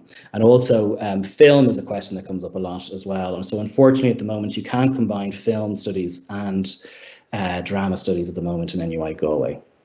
But you can do all of these other options: psychology, legal studies, English, Italian, etc. There's no one subject that's more popular than the others, and there's no kind of recommended combinations really, because we like to actually have a range of different other subjects with our students. It really enriches our experience and our learning together when they have all these different viewpoints, which is great. So why study drama and theatre in general? Well, I guess the creative industry is one of Ireland's greatest international strengths. I think we're well aware of how we are known internationally for our theatre and drama, and received very, very well, particularly I guess our playwrights and our actors are kind of world renowned. The likes of O'Casey, Yeats, Singh, Marina Carr, Lady Gregory, etc. World renowned actors, as we all know, all the way back from Siobhan McKenna to Colin Farrell these days, I guess. It also helps you build key skills. So one thing that we would say about drama graduates, and this is something that particularly parents at open days love to hear, is that they are incredibly employable, I guess, because they have these great what they call transferable skills that you can actually use not only within drama and theatre studies, but in a range of different industries. And what are those core skills? Well, they're usually very good at presentations, drama students, because they're confident in public speaking. They're excellent at working together in terms of group work, because they're constantly put together to make work and make art together. They have very high writing skills. They are excellent at improvisation, which is something that you need in terms of being able to adapt to the different employment environments. And they're also very, very good under pressure. We all know the expression, the show must go on. So students do their best and have to deal with that idea that no matter what, the curtain will come up and you will be in front of an audience and you have to deliver. So again, they are those kind of people that know how to deliver. Small class is something that's attractive about our particular degree as well. I think, college itself can be a very isolating place. You go from school where you're in kind of classes of maybe 30 to suddenly being in these large lecture theatres with 200, 300 people sometimes in them. So our classes get to know each other, which is something that is lovely to see and develop as they go along together. So there's a good camaraderie there. It's also an area of strategic priority for NUI Galway, so we're very, very lucky to have the university spend all this money on this particular building, which I mentioned already, which is the Centre for Drama, Theatre and Performance, the O'Donoghue Centre, where we have actually, amazingly, better lights than the National Theatre in Dublin, than the Abbey Theatre. And indeed, we have all these dedicated spaces, 3 studio spaces, and also a theatre that seats 160 people. So we're doing very, very well in terms of the facilities that we have. We also have dedicated spaces to make sets and costumes, and we're right beside the other theatre, the Bank of Ireland Theatre, where the Drama Society have their activities, the DramSoc. The idea of the ensemble is also key to drama and theatre generally as well. That idea of helping each other out together, working together on things. I'm going to try and fly through a little bit here as well. So our particular ethos in Galway is where we look at theatre makers, those people who can throw their hand at a range of different skills, be it playwriting, acting, directing, but also are people who can make work themselves, an emphasis on independence there as well. So they're theatre makers. They're the people who will be making the phone calls rather than waiting for the phone to ring.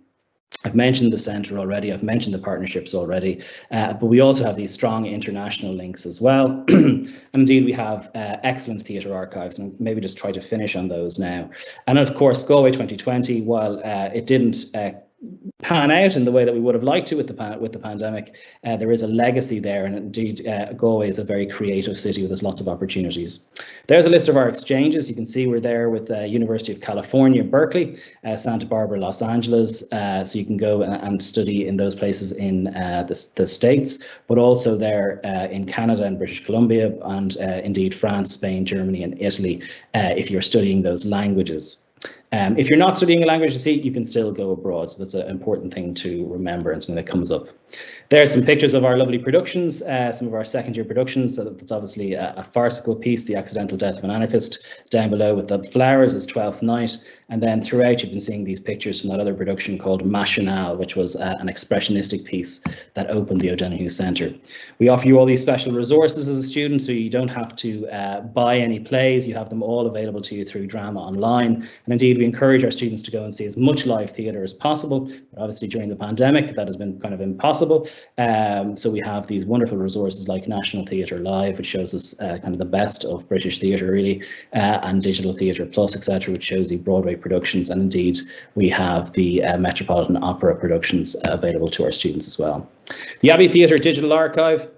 So all of the archives from the Abbey have been digitised, which means you can now search for them on NUI Galway campus on a computer, almost like a Google search engine. And you can see all these kind of fascinating letters written by Yeats and O'Casey. You can read play scripts in their draft form, and you can see photos of very young actors like Liam Neeson here looking very young, which is great. Also, we have the Gate Theatre archive as well, another very important theatre in Dublin, and all of their archives have been digitised.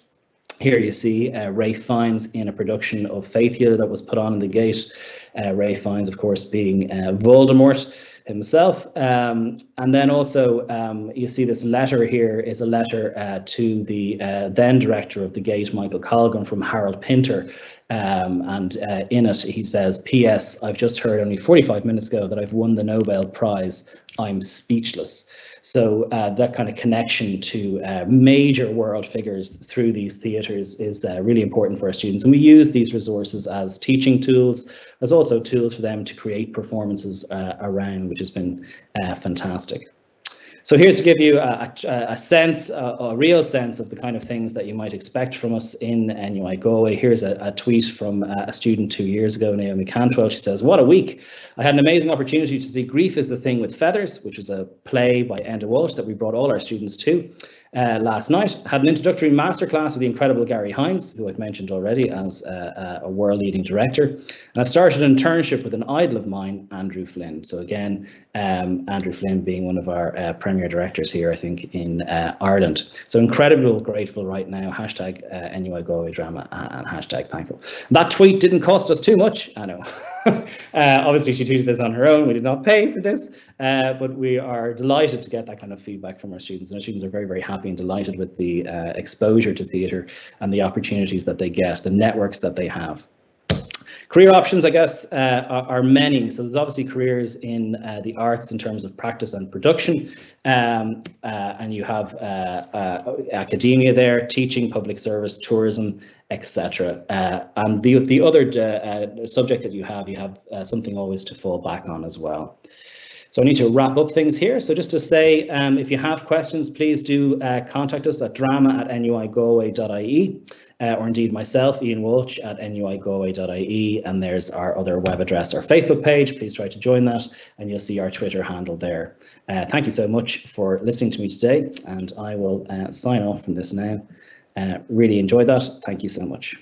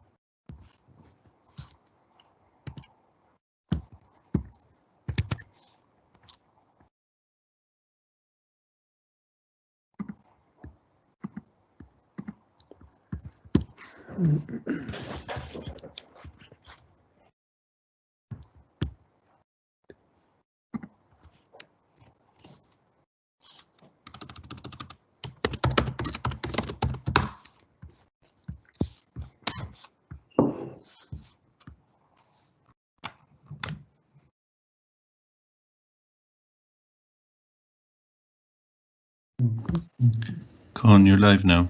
Great, thanks, man. Okay, hi everyone. Welcome to the chat today on the BA Film and Digital Media. My name is Con Holohan, and I am the course director on the BA. So I'm just going to talk you through some of the features of the program today, and hopefully give you a little sense of what we do and the kinds of things you can look forward to if you come and study film and digital media here at the Houston. So just move on here.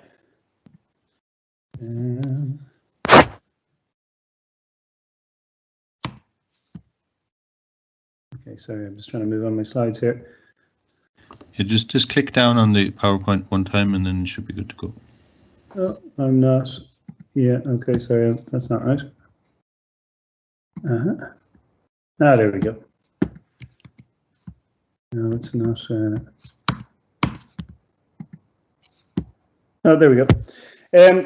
So, the BA in film and digital media, kind of the key thing of the aspect of the program is that it offers students a range of both theory and practice across the areas of film and digital media. And what we mean by that is that you both get, some hands-on practice in terms of accessing cameras, making short films, working in areas of digital design, using really professional standard up top of the range programming, such as the Adobe software that's used kind of as standard across for areas like digital animation, digital effects. So you're learning some of that hands-on practical skills, but at the same time you're also learning about the history of film and media, and you're learning how it works. How does it tell stories? What does it do? Why is it important? So we're looking at all of these things together, and the key idea is that in doing that, that enables you to develop some really important skills that are really important if you want to work in media, but also if you want to work in our kind of employment environment more generally today, which is to be creative and critical, being able to respond to creative challenges, to create your own work, to develop ideas, all these sorts of things lies at the heart of the program. And so the ways that we do that is through having small group teaching, where you're working in small groups, you're doing group work, you're doing project work, and you're exploring all these ideas around the areas of film and digital media. So as I said, some of the skills that you would develop in the program are filmmaking skills. So, you know, literally camera, lighting, editing, all of these skills. Screenwriting, we have screenwriting modules, and also a range of digital design skills. So as I said, using the kind of professional programs that are used across the industry. So I'm just going to take you through some of the breakdown and the structure of the program here. So we'll just move on to the next slide. So yeah, just the entry requirements is last year. So the points to get in this year or last year were 401 points. An important point to make, I get asked this question a lot. You're not required to have any other specific entry requirements for the program. You don't need, for example, a portfolio. So while some people come onto this program and they have experience of making films, maybe with their friends or at home, you know, lots of people equally don't have any experience. So you're not expected to know anything coming in, and hopefully you'll know lots by the time you leave. Obviously, if you have an interest in filmmaking, it's great. And the great thing about being interested in filmmaking or creating in digital media more generally nowadays, of course, is that we all have, or most of us have, things in our pockets we can make films with. We've phones, with the computers that a lot of people have at home now are powerful enough to run these programs. And so you know, the best way to learn about filmmaking is to practice. So if you are interested, we'd always encourage people to get out there and just play around. But there is no requirement to come into the program. You can it's just solely on points from the Leaving Cert. So if we just move on there. So a little bit about the Houston School of Film. So we were established in 2003 under the patronage of the Houston family, which probably won't mean much to a lot of you, but probably will mean a lot to your parents. So the Houston family refers to one of the most, I guess, we might say Hollywood royalty.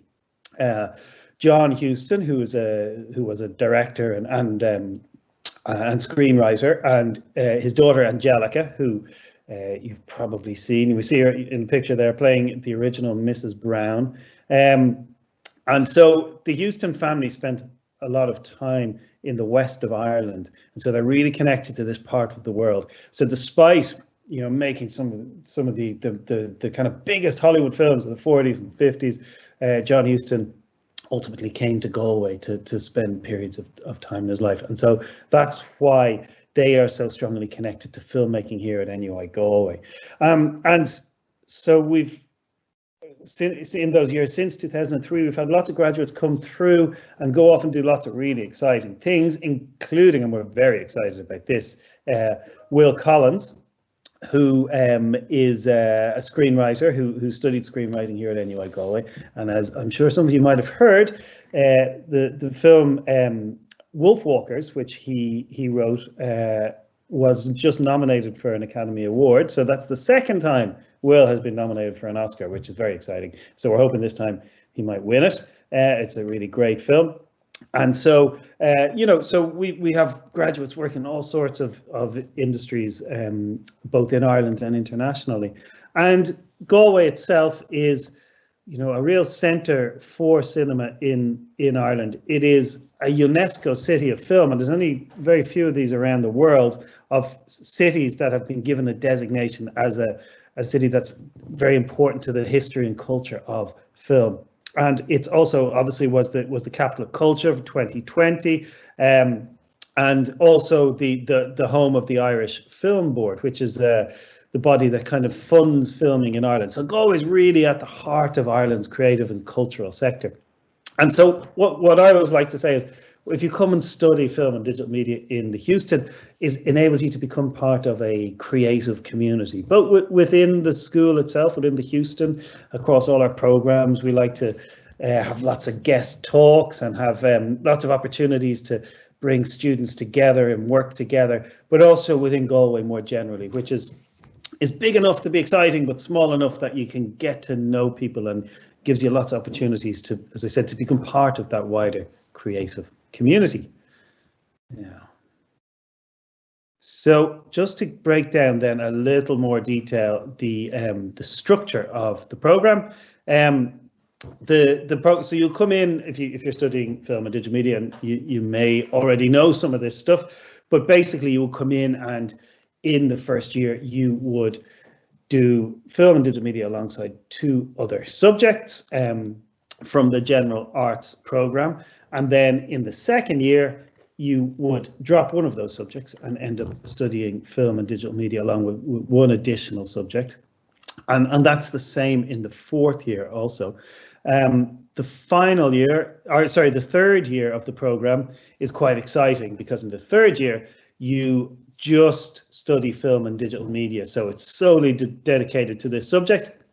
And in that year we try and make it a little more, I'd say, skills and industry focused. So it's all about learning, developing skills that you can take out into the media industry, and also as part of that there's an opportunity to do a work placement or also to study abroad, and I'll talk a little bit more about that in a second, just when we move through the years. So we just move on there. So just in the choices, the subject choices you can make, you can basically study it with any other subject in the general arts suite of subjects, except for those that it's in the same group as, so like law, psychology, Celtic civilization, visual art. So you can't take those subjects with it, but you can take any of the other subjects with it also. So students really do a wide range of subjects alongside it. We've got people doing all sorts of things, whether it's English or economics or Irish studies. And what's really great is that the subjects that you're studying alongside film and digital media can really inform and help develop the work that you do in film and digital media. Let me just move on there.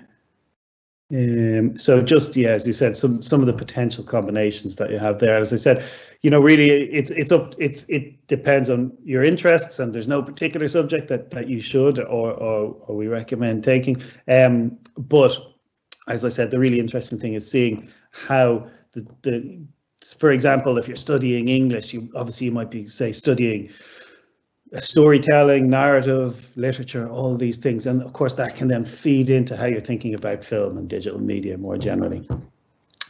Okay, we'll just move on there. Okay, so just to give you a little more on the actual structure of the program. So as I said, the whole idea of the program is that it's a mix of theory and practice, and across the fields of film and digital media, and increasingly the idea that there's a specific thing called film and then there's a thing called television and a thing called digital media is becoming less kind of relevant, because, you know, for example, we see actors, directors moving between film and television all the time, but also we see, for example, the kind of content that people create on YouTube can often be comparable visually to stuff that you might see on film. So really the distinction between these things is starting to disappear. So we'll see, if you look, for example, there in the first year in semester 1, the first thing that you're doing, we're introducing you to film studies. So in this, as I said, this mixture of theory and practice, here we're kind of introducing you to how a film works.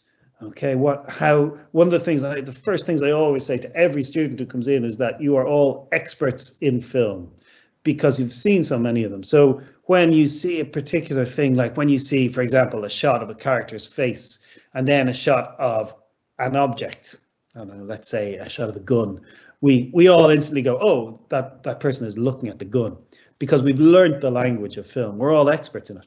But what we're doing in this module is we're starting to try and unpick that a little bit, and to break down how we understand that. What is that language of film? How do directors make us feel scared or happy or give us information? So it's starting to look at things like cinematography and production design and lighting and all of these things that combine to make a film. You're also there in semester one looking at doing digital design, which is a much more practical module where you're using Adobe Photoshop to learn how to manipulate images.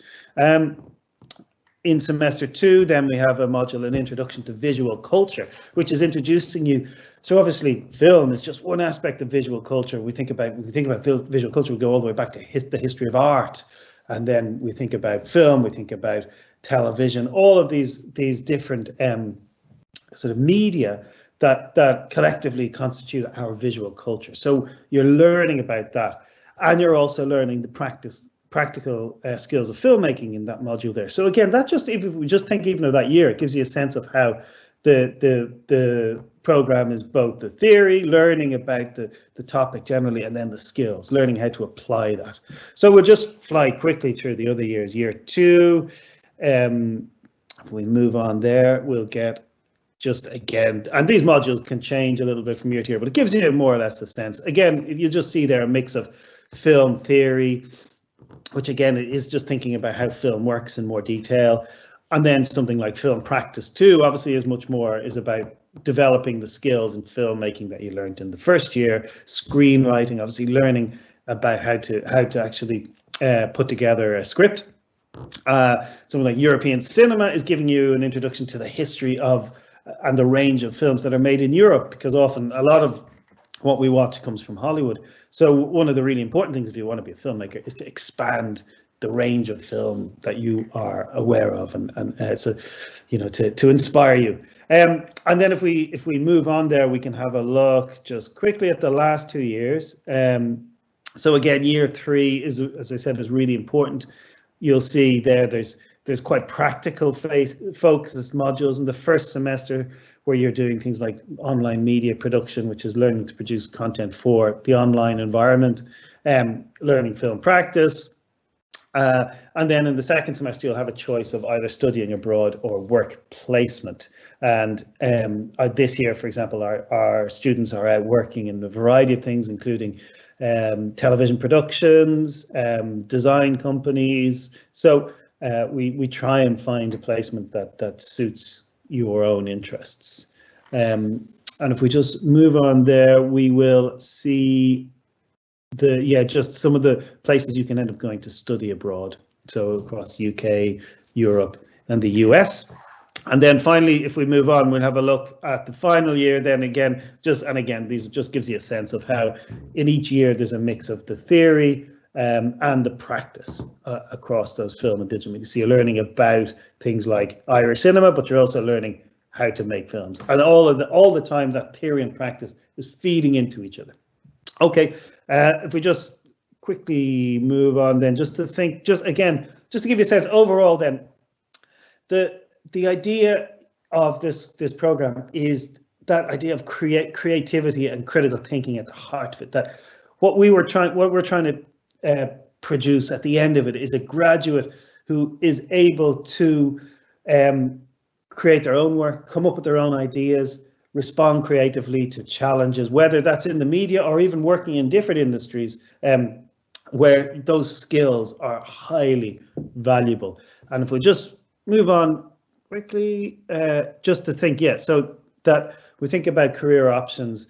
Obviously, the course can prepare you for a career in the creative industries, which is a very large part of the Irish economy now.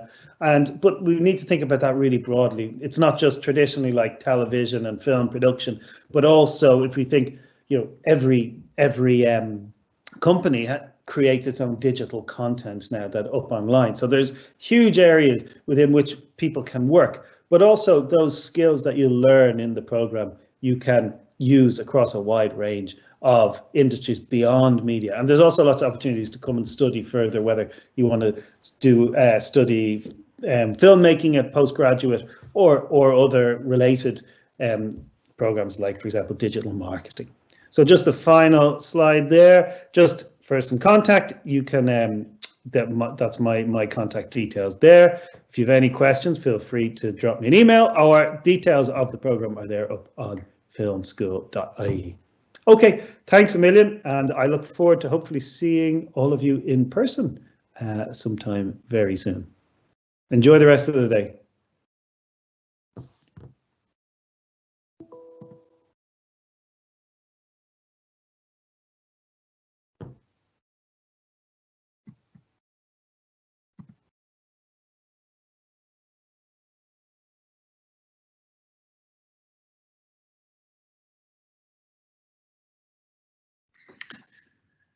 Hello, my name is Aidan Thompson and I am the head of music at NUI Galway. I'm going to be talking today about the Music BA degree, which is one of the very newest degrees within the university. It was only set up in 2018, so we actually only have had 3 cohorts of students so far. Our first cohort of students, who are now in 3rd year, are going to be graduating in 2022. So that's a date that we'll be looking forward to with a great deal of anticipation and satisfaction. So a little bit about the BA degree in music.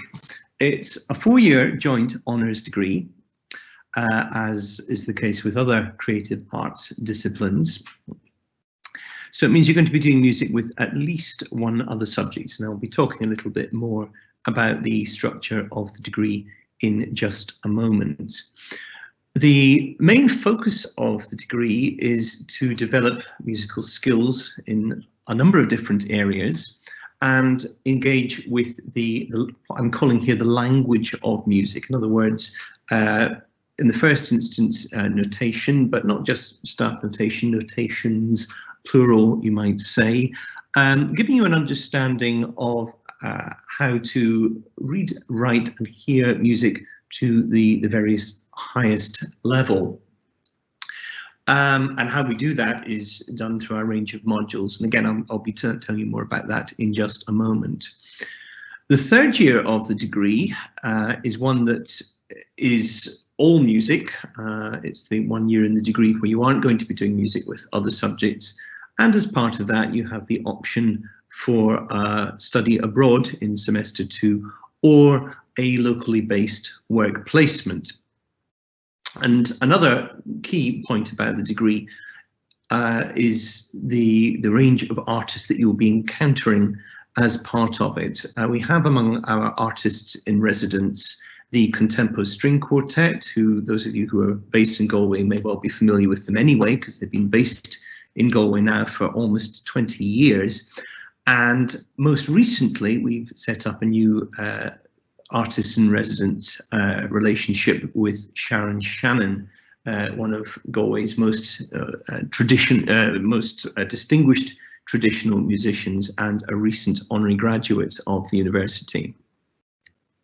So the BA Music, to enable all students to speak the languages of music, to ensure that your musical literacy is developed to a very high level, particularly in the classical and traditional areas, but by extension to the popular types of music as well. Ultimately, a chord is a chord, whether it's by Beethoven or the Beatles, or in the context of a traditional session. It's to develop a breadth of musical skills. And music, as you're probably aware, is a very broad discipline. It's one that involves creativity, of course, whether as a performer or as a composer, but it also involves scholarly skills as well, being able to write about music, whether in the form of essays or in the form of program notes, let's say, or reviews. It's a discipline that requires you to engage with the language of music in a theoretical way, which, if you think of music as being like a language, it's a language that is purely symbolic, and that's actually a very unusual skill to develop within a degree. We're also trying to complement and enhance other degree disciplines in the arts. Now, you aren't actually able to study music with drama or with creative writing or film, not currently anyway, but it probably goes without saying that music is a discipline that's got a close relationship with subjects like English and languages. Just think of all those songs that have been set to music over the years, and with disciplines like Irish studies. So it's a discipline that works well with other subjects. And of course, part of the degree is preparing you for employment or further training in music. And I'll give you some idea of the kind of careers that you can have in music a little later. Roughly speaking, music will make up about 50% of your degree overall, because of the other subjects that you were taking alongside it. Now, to get into the degree, there's a number of different entrance routes. The most common is through your Leaving Cert points. Currently, our Leaving Cert points threshold is normally around 400. It was 408 this year. It was 400 on the nose last year. It was 462 a couple of years ago. So the exact figure can vary, but I would say if you're getting around 400 or more than 400, there's a reasonably good chance that you would be admitted onto the course. If you can't get in that way, if you don't get in that way, there are other ways that you can enter the course through a variety of QQI courses that you can take at places like GTI. And I've listed some of these there: music performance, sound production, and then two that are just called music itself. As with drama, there is no audition currently, at least for music. And if at any point we do introduce an audition, it will be for diagnostic purposes in the first instance, just to give you some feedback on what you're like as a performer or a singer, an instrumentalist or a singer, but not as a means of accepting you or rejecting you to the degree. And just to emphasize too that if many of you will have grade exams in instruments or voice, but these don't count towards admission either. Of course, music making is a very central part of the degree. It's a central part of life in Galway more generally. And a little bit of information about that here. I mentioned, first of all, our two big named artists in residence, Sharon Shannon and Wyn Horan, her collaborator, very distinguished American fiddler with whom Sharon has done a lot of work over the past 25 years or so. And they do workshops and masterclasses with students taking traditional music modules. We also have the Contemporary String Quartet, and you can see in the photo here two very distinguished married couples from Romania. They've been described as the ABBA of the chamber music world, and as I said earlier, based in Galway since 2002. So well-known faces within the university, the city and the county. And they do masterclasses and workshops with students in a variety of modules ranging from history to composition. We also have a relationship with Music for Galway, who are a long-running organisation responsible for classical music provision in Galway. They are also responsible for the classical input to the Arts in Action lunchtime series of concerts. And in a number of cases, the performers from Music for Galway during the Arts in Action series will stay on and do a masterclass with our students as well. And we've had people, say, from Irish National Opera come and give presentations in class and give everyone the experience of listening to opera singers from about 3 feet away. Quite an experience, I can assure you. Besides these 3 organisations, I mentioned Arts in Action, which does a mixture of music, both classical but particularly traditional, and some jazz as well as performance in other artistic disciplines such as theatre and creative writing as well. This takes place on Wednesday lunchtimes currently during the academic year. Other performance opportunities, the Schola Cantorum, which is a choir in which you have the opportunity to get paid for singing. This is something that's open to people from all disciplines, but we encourage music students to take part. You'll be working there with Mark Dooley, one of Ireland's top choral directors.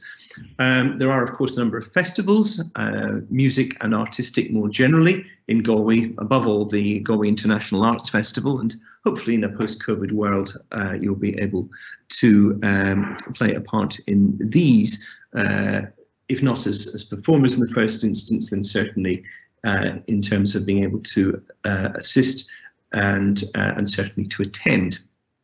Galway has a very lively music scene more generally, particularly in traditional music, but also in popular music and classical music as well.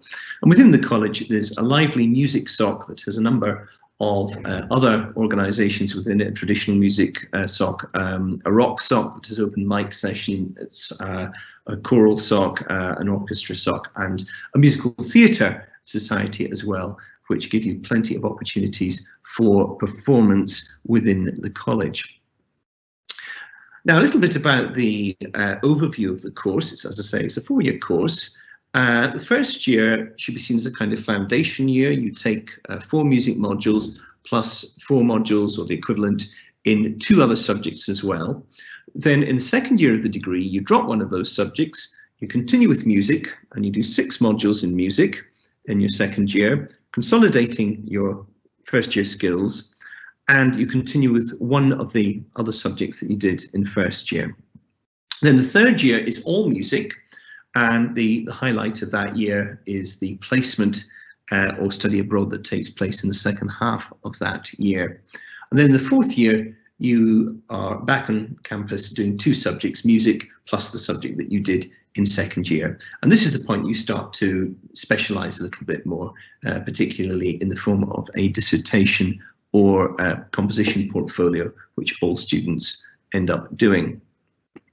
So the individual modules within each of the years, in your first year, you do modules on theory and critical listening, basically an introduction to music theory and basic music analysis. You do an introduction to Irish traditional music from the year 1792 to the present.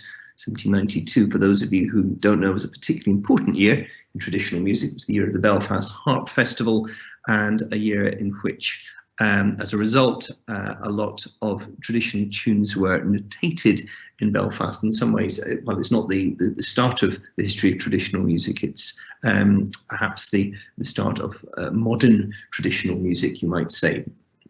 And then we have an introduction to music history, which in this case is classical music history up to the middle of the 19th century, so covering early music and the Baroque, classical and early Romantic periods. And then first year musical practice 1, which is a choral module where you sing in a choir directed by Mark Dooley, former conductor of the RT Philharmonic Choir, very experienced choral director, and develop a lot of vocal musicianship skills. Then in your second year, you do 4 more compulsory modules. These are the ones in ordinary script here. Harmony and keyboard harmony, where you learn to write harmony. This is building in your skills in music theory, and also learn to do a bit of basic keyboard harmony, harmonizing tunes and chord progressions at a piano or keyboard. You have an introduction to composition and an introduction to sound technology. We recently appointed the composer Amanda Feary as our new lecturer in composition, and she teaches those 2 modules. So you learn a little bit about what it's like to be a composer, and also to develop skills in sound technology using digital audio workstations in the process. And you then complete your musical history from this musical history from 1850 to the present day, so late Romantic music and into the 20th and 21st century. And then alongside these modules, you also have 2 optional modules you can choose from. These are the ones that are in italics here. The Practice and Exploration of the Creative Arts, which is based in the Arts and Action series, Musical Practice 2, which is a solo instrumental or vocal module. Power, Hierarchy and Irish Traditional Music, which is looking at the relationship between traditional music and certain power relationships that are involved in the production and consumption of it. And an Introduction to Musical Theatre, which is a module that introduces you to 20th century American musical theatre, not from a practical point of view, but from a historical and contextual point of view. But many of the students who take it are ones with an interest in this area as performers. Then in the third year of the degree, the first half of it is spent on campus, where you take 3 modules from the list here: choral conducting, counterpoint, editing and transcription, musical theatre, and scoring and arranging. And many of these are what you might call more skills-based. Choral conducting, you are learning how to conduct a choir. Counterpoint, you're learning how to write counter melodies in a number of different styles. Editing and transcription is when you are editing unpublished scores and transcribing them, and in due course, hopefully getting them performed as well. Musical theatre is a module that's taught with drama, and scoring and arranging is a module where you're learning how to arrange tunes and arrange music that's written for one set of instruments for other lots of instruments as well. Very handy for those of you thinking of going into teaching. Then the second half of the year, you have the option either to study abroad for a semester, or to take some kind of work placement locally, or to do some kind of on-campus music-based project, which may involve composition or performance, or some kind of dissertation. Then the final year of the degree, more compulsory modules. Everyone has to do either an extended essay or a composition portfolio, and that's weighted double. And there's a further music history module that's looking at instrumental music, and then a module about performance analysis, where you learn to write about music in contexts other than academic essays, such as reviewing and program notes writing. And alongside these, you take 2 more optional modules, which can include Musical Practice 3, which is a performance module. Irish Traditional Music is also a performance module. There's a survey course about opera, which will be of interest to those of you who've already done the musical theatre modules. It's a module on women in popular music, the way that women are depicted in popular music, the way they project themselves in popular music, and looking at a variety of genres from the early 1980s to the present. And a module on how to write piano accompaniment, which complements what you've already done in the harmony and counterpoint modules.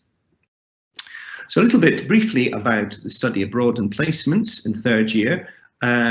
Those of you doing music with languages, we have Erasmus links with the Universities of Toulouse and Bologna. And for students who are doing Spanish, well, we're in the process of getting a new Erasmus arrangement set up. We've only had 1 year of students doing music in Spanish so far, so that's still work in progress. It is a new degree, but there will certainly be an Erasmus arrangement set up by the time you are studying music at university. We also are in the process of building up study abroad links in America, and currently have one with Notre Dame University in Indiana. Our placements include the fields of arts administration, such as Music for Galway, Galway Music Residency, that is the Contemporary String Quartet, music journalism, working with the Journal of Music, which is also based in Galway, working on new music education projects, such as Music Generation, which is set up originally by U2. In fact, it's an organisation giving all primary-aged school pupils the chance to learn a musical instrument, and the Wing Ceol na Gaillimh, which is one of Galway's main music schools. Those with an interest in doing their studies as Gaeilge, you can work with Conradh na Gaeilge, the Gaelic League, and many of our students are also teaching music in local second level schools. And when all this is done, what can you do with a music degree? Why would you do a music degree? Well, here are some of the career opportunities you can have. Performance is an obvious one. Teaching is an obvious one, whether instruments or voice, or in the context of classroom teaching. But there's also composing, there's academia, there's areas like sound engineering, particularly for those of you with a facility at music technology. Music therapy is an area many people go into. Music journalism, broadcasting and publishing are all recognised career options. And then this feels like arts administration, not just in music, but in other art forms as well. Even areas like librarianship and archivism are important because of the way that sounds themselves are now being housed and maintained and being used in all sorts of different contexts. But you can also do any number of other professions as well. Music is a very versatile degree. It's got a very wide skill set within the humanities, with the additional factor that you have to be able to communicate and be able to perform. And therefore, it's a great degree for doing if you've got no interest in doing a music career at the end as well. I've taught students who've gone on to do careers like, for instance, public relations with a music degree, and they found that very helpful. So that's all I want to say about the music degree. If you want to contact me about it, music@nuigalway.ie is probably the best way to get in touch, and I'd be happy to field any questions you might have. And enjoy the rest of your day.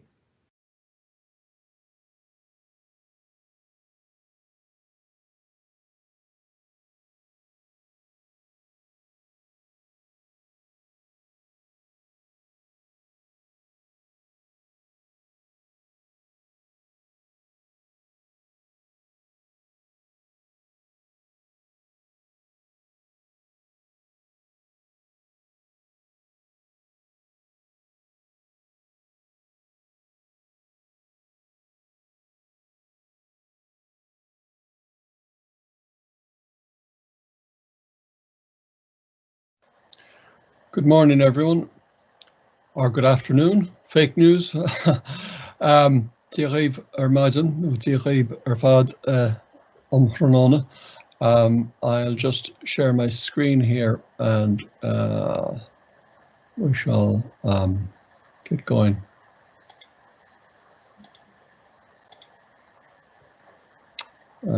I just need to figure out.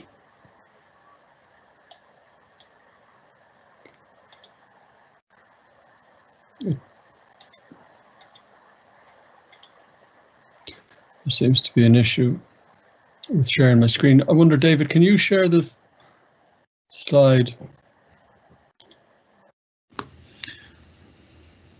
I don't actually have your slide deck. Okay, grand. I'll just work. Sorry, Dave, it should be up on the SharePoint. Yeah, there's some issue here with the slides. Okay, so I'll start talking anyway, and hopefully, David, if you get the chance, you could throw the slides up there. My name is Unshin McDougall. I'm the program director of the BA in journalism here at NUI Galway. And just a little bit about myself. I am a former Irish Times journalist. I worked for a number of years based in Galway as the newspaper's Western correspondent, and I was also Irish language editor. And I also worked for a while in RT News as a video journalist in Ballynahown in Connemara, making news reports for TG4, and also after that worked for an online news agency and set up a magazine and did all sorts of things. So I suppose the reason I'm saying that is because, like all of my colleagues working in the discipline of journalism and communication at NUI Galway, I have extensive experience of actually working in the media. And in fact, if you added up all the experience in working in the media of all my colleagues, the core team, in fact, between us, we have over 120 years of experience in working in the media. So we're not just a bunch of academics sitting in an ivory tower talking about the media. We've actually worked there, and in many cases continue to work there. So, for example, we have Fionnuala Corbett, who is the head of news in iRadio, who works with us teaching radio. We have Fiona McGarry, who works for Clare FM. Our head of discipline is Tom Fell, who works, who worked in the Irish Independent and also was head of agency in the Lebanon, in the Lebanon News Agency in Beirut. Conor Brady, the former editor of the Irish Times, is our honorary professor of journalism. Sean O'Rourke is an adjunct professor of journalism, and Sean O'Rourke, of course, presented for many years the flagship current affairs program on RTE Radio 1 in the morning. So that's just a taste. We have many others. Mike Finnerty, for example, a very well-known sports journalist. He teaches some sports journalism modules, and many others. In fact, we have quite an extensive team. It's a very exciting time to be in journalism because the program has undergone very extensive changes in recent years. We've completely revamped the BA in journalism. For example, we have the university has invested very extensively in a new television studio, a new radio studio. So we have and lots of other equipment. So we've huge amount of equipment. We have also hired a lot of new staff, both part-time and full-time, and completely remodeled and updated the actual course structure. So that really means that journalism in Galway is very much an up-and-coming discipline. It's quite a young discipline in its present form, and is it's going places, you might say. So as an example of that, we have our main journalism degree, but we also have a new program in global media and communication, a BA in global media and communication, which starts next September. So you have a choice of either BA in journalism or BA in global media. And if you have Irish and you wanted to do journalism and communication, there's also through the Academic, which is a separate part of the university, there's a degree in Cummerside agus Gaeilge. So that's another possibility if you're interested in working in the media. So our two programs are 4-year degree programs. So basically, your first 2 years are on campus, and then in third year you have either a year of work experience or a year abroad, or you can combine the two. You can have a semester abroad and a semester of work experience, and that's quite a popular option, actually. Of course, at the moment, the year abroad isn't really possible, but hopefully next year that'll start up again. We have Erasmus partnerships with universities in Stockholm and Bologna, and we're also developing new links. And of course, if you study a language as your other subject, then you can do Erasmus through that language. So if you choose journalism at NUI Galway, in first year you take journalism or global media as a subject, along with 2 other arts subjects. It's the normal structure of first year. And then in second year, you drop one of those subjects and you continue with either journalism or global media to degree level. So that means you come out with a degree in, say, journalism and Irish, or journalism and French, or journalism and history, or whatever. So you have a very wide range of other subjects that you can take. For example, information technology, politics and sociology, history, law, English, and languages such as Gaeilge, French, Spanish, and Italian. So quite a lot of choice there. And what kind of modules do we teach? Okay, so in first year you do 4 modules.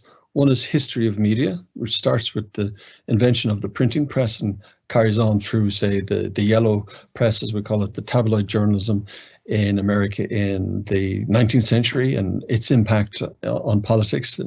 It's very reminiscent of what we've seen recently in the Trump years, with the way how politics and the media really fed off each other and had a huge impact on each other. We look at a general introduction to media and communication, the place of media in the world, the relationship between media and society, media and democracy, why the media is so important nowadays, and how in some ways it's becoming even more important with the kind of technological developments that mean that we're living in this constant kind of media atmosphere. Everybody's online, everybody's linked up with their phones to the world, and people have become journalists and consumers and producers of the media as much as consumers. So all that is discussed in that module. This is the news, is a basic news writing, the fundamentals of how to write news, what is news, how to communicate in a very succinct manner. This is all the basis of that module in first year. And then radio fundamentals, as the word might say, it talks about the basics of broadcasting for radio, the importance of the voice, how to speak on radio, how to communicate effectively, and so on. In second and fourth year, then, you have a broad mix of theory and practical modules. So, as I said, the big advantage of doing journalism in Galway is we have a huge amount of practical experience in working in the media behind us. But we are also obviously teaching in a university, so we engage with a lot of theory, a lot of academic work about understanding the place of media in society, understanding current developments. For example, the media is changing very, very fast. We look at the impact of social media on society. This thing called fake news. What is fake news? Is fake news fake news? Is it new, or has fake news always been with us? We look at things like the impact of new media, new social media on the Arab Spring, for example. But it's about 10 years ago since there were a whole number of, you might say, revolutions in Arab countries. Dictators who'd been there for decades were thrown out by the people, by mass protest of the people on the street. And a lot of that was facilitated by social media, by Facebook and Twitter, by people being able to communicate with each other and bypassing the censorship of the state agencies in these rather brutal dictatorships. So the world is changing very fast, and we look at that through a whole variety of theoretical modules, but theoretical that's rooted in contemporary society. We also teach, for example, Mojo, or mobile journalism, which is basically how to use your phone to be a journalist. If you look at press conferences, if you look at a lot of reporting nowadays, it's done by people using tools that are very accessible, in your pocket, your phone, but extremely powerful communication tools that are, so if you take a mobile phone that might cost €1,000, it is much more powerful than a television camera 10 years ago that might have cost €50,000. It's just, you can do so much more with it. So that gives you a huge, that has huge implications for society. But learning to tell stories visually yourself using your own phone how to script, how to narrate, how to edit, how to shoot, using tools that are easily accessible, and then move into the TV studio and taste what it's like to be a newsreader on the television. These are all key elements of your study in 2nd and 4th year. We also do some sports reporting, magazine journalism, so you can kind of focus a bit on areas that you have particular interest in. And social media, of course, we can't escape social media. So social media is very much a key part of our programs, because although people say traditional media is dying, newspapers are in big trouble, that doesn't mean that the basic need for storytellers is ever going to go out of fashion. In fact, there are more jobs available today for journalism graduates than ever before, because even though traditional newspapers might be in trouble, the demand for visual content on all sorts of websites and marketing tools has just gone through the roof. So if you can tell a good story visually, if you can interview and get to the heart of what a particular story is about and communicate that, you'll never be short of work. Basically, the opportunities are pretty much endless. So I'll talk a minute now about the BA in Global Media, which is a new program. So whereas the BA in Journalism is focused on making journalists, the BA in Global Media might be directed to people who want to work in PR, who are thinking about going into politics, for example, or want to work for a large multinational company, but have an understanding of how the media operates. So, you know, this kind of wider world of digital communication, or working in the creative area, or working with technology companies such as Facebook and Google. So that's why this program was developed. So you do some journalism, but you also learn a bit about coding, you learn a bit more about web media, you learn about how different companies work. And then, of course, in final year, you finish off your studies with a significant capstone project in the media, which would be, you know, useful as a calling card for your when you go looking for work, or if you want to go on, which is something that we would strongly encourage, and do an MA in journalism or an MA in global media and communication, both of which are available in Galway, and add to your degree of knowledge and specialism in this area.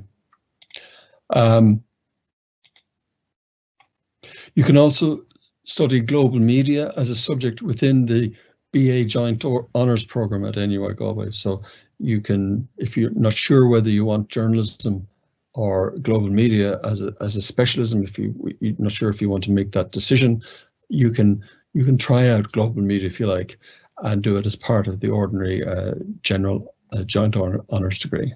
Again, that's something that's starting in September. Okay.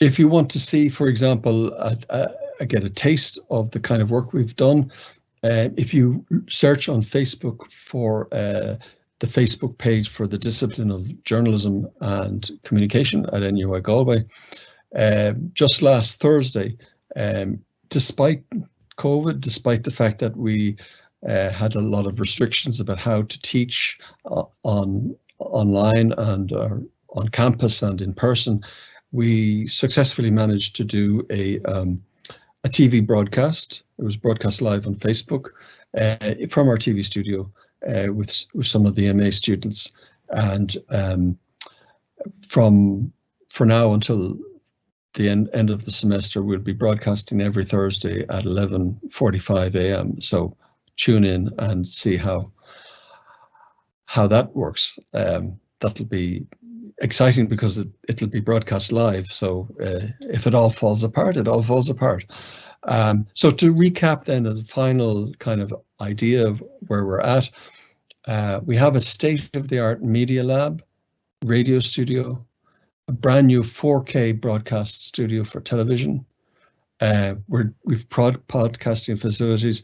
We have very ambitious plans to develop new facilities over the coming years. So journalism in Galway is on the up and up, and if you have any queries, we love being asked questions. We're journalists, so please contact us and let us know how you feel. If you'd like to come and see our facilities, that would be something we could arrange. So get in contact. You can find either me or my colleague Tom Fell at NUI Galway. If you go on to the NUI Galway journalism page on the web, you'll find all our contact details and much more information about the course. Okay, thank you very much and good luck.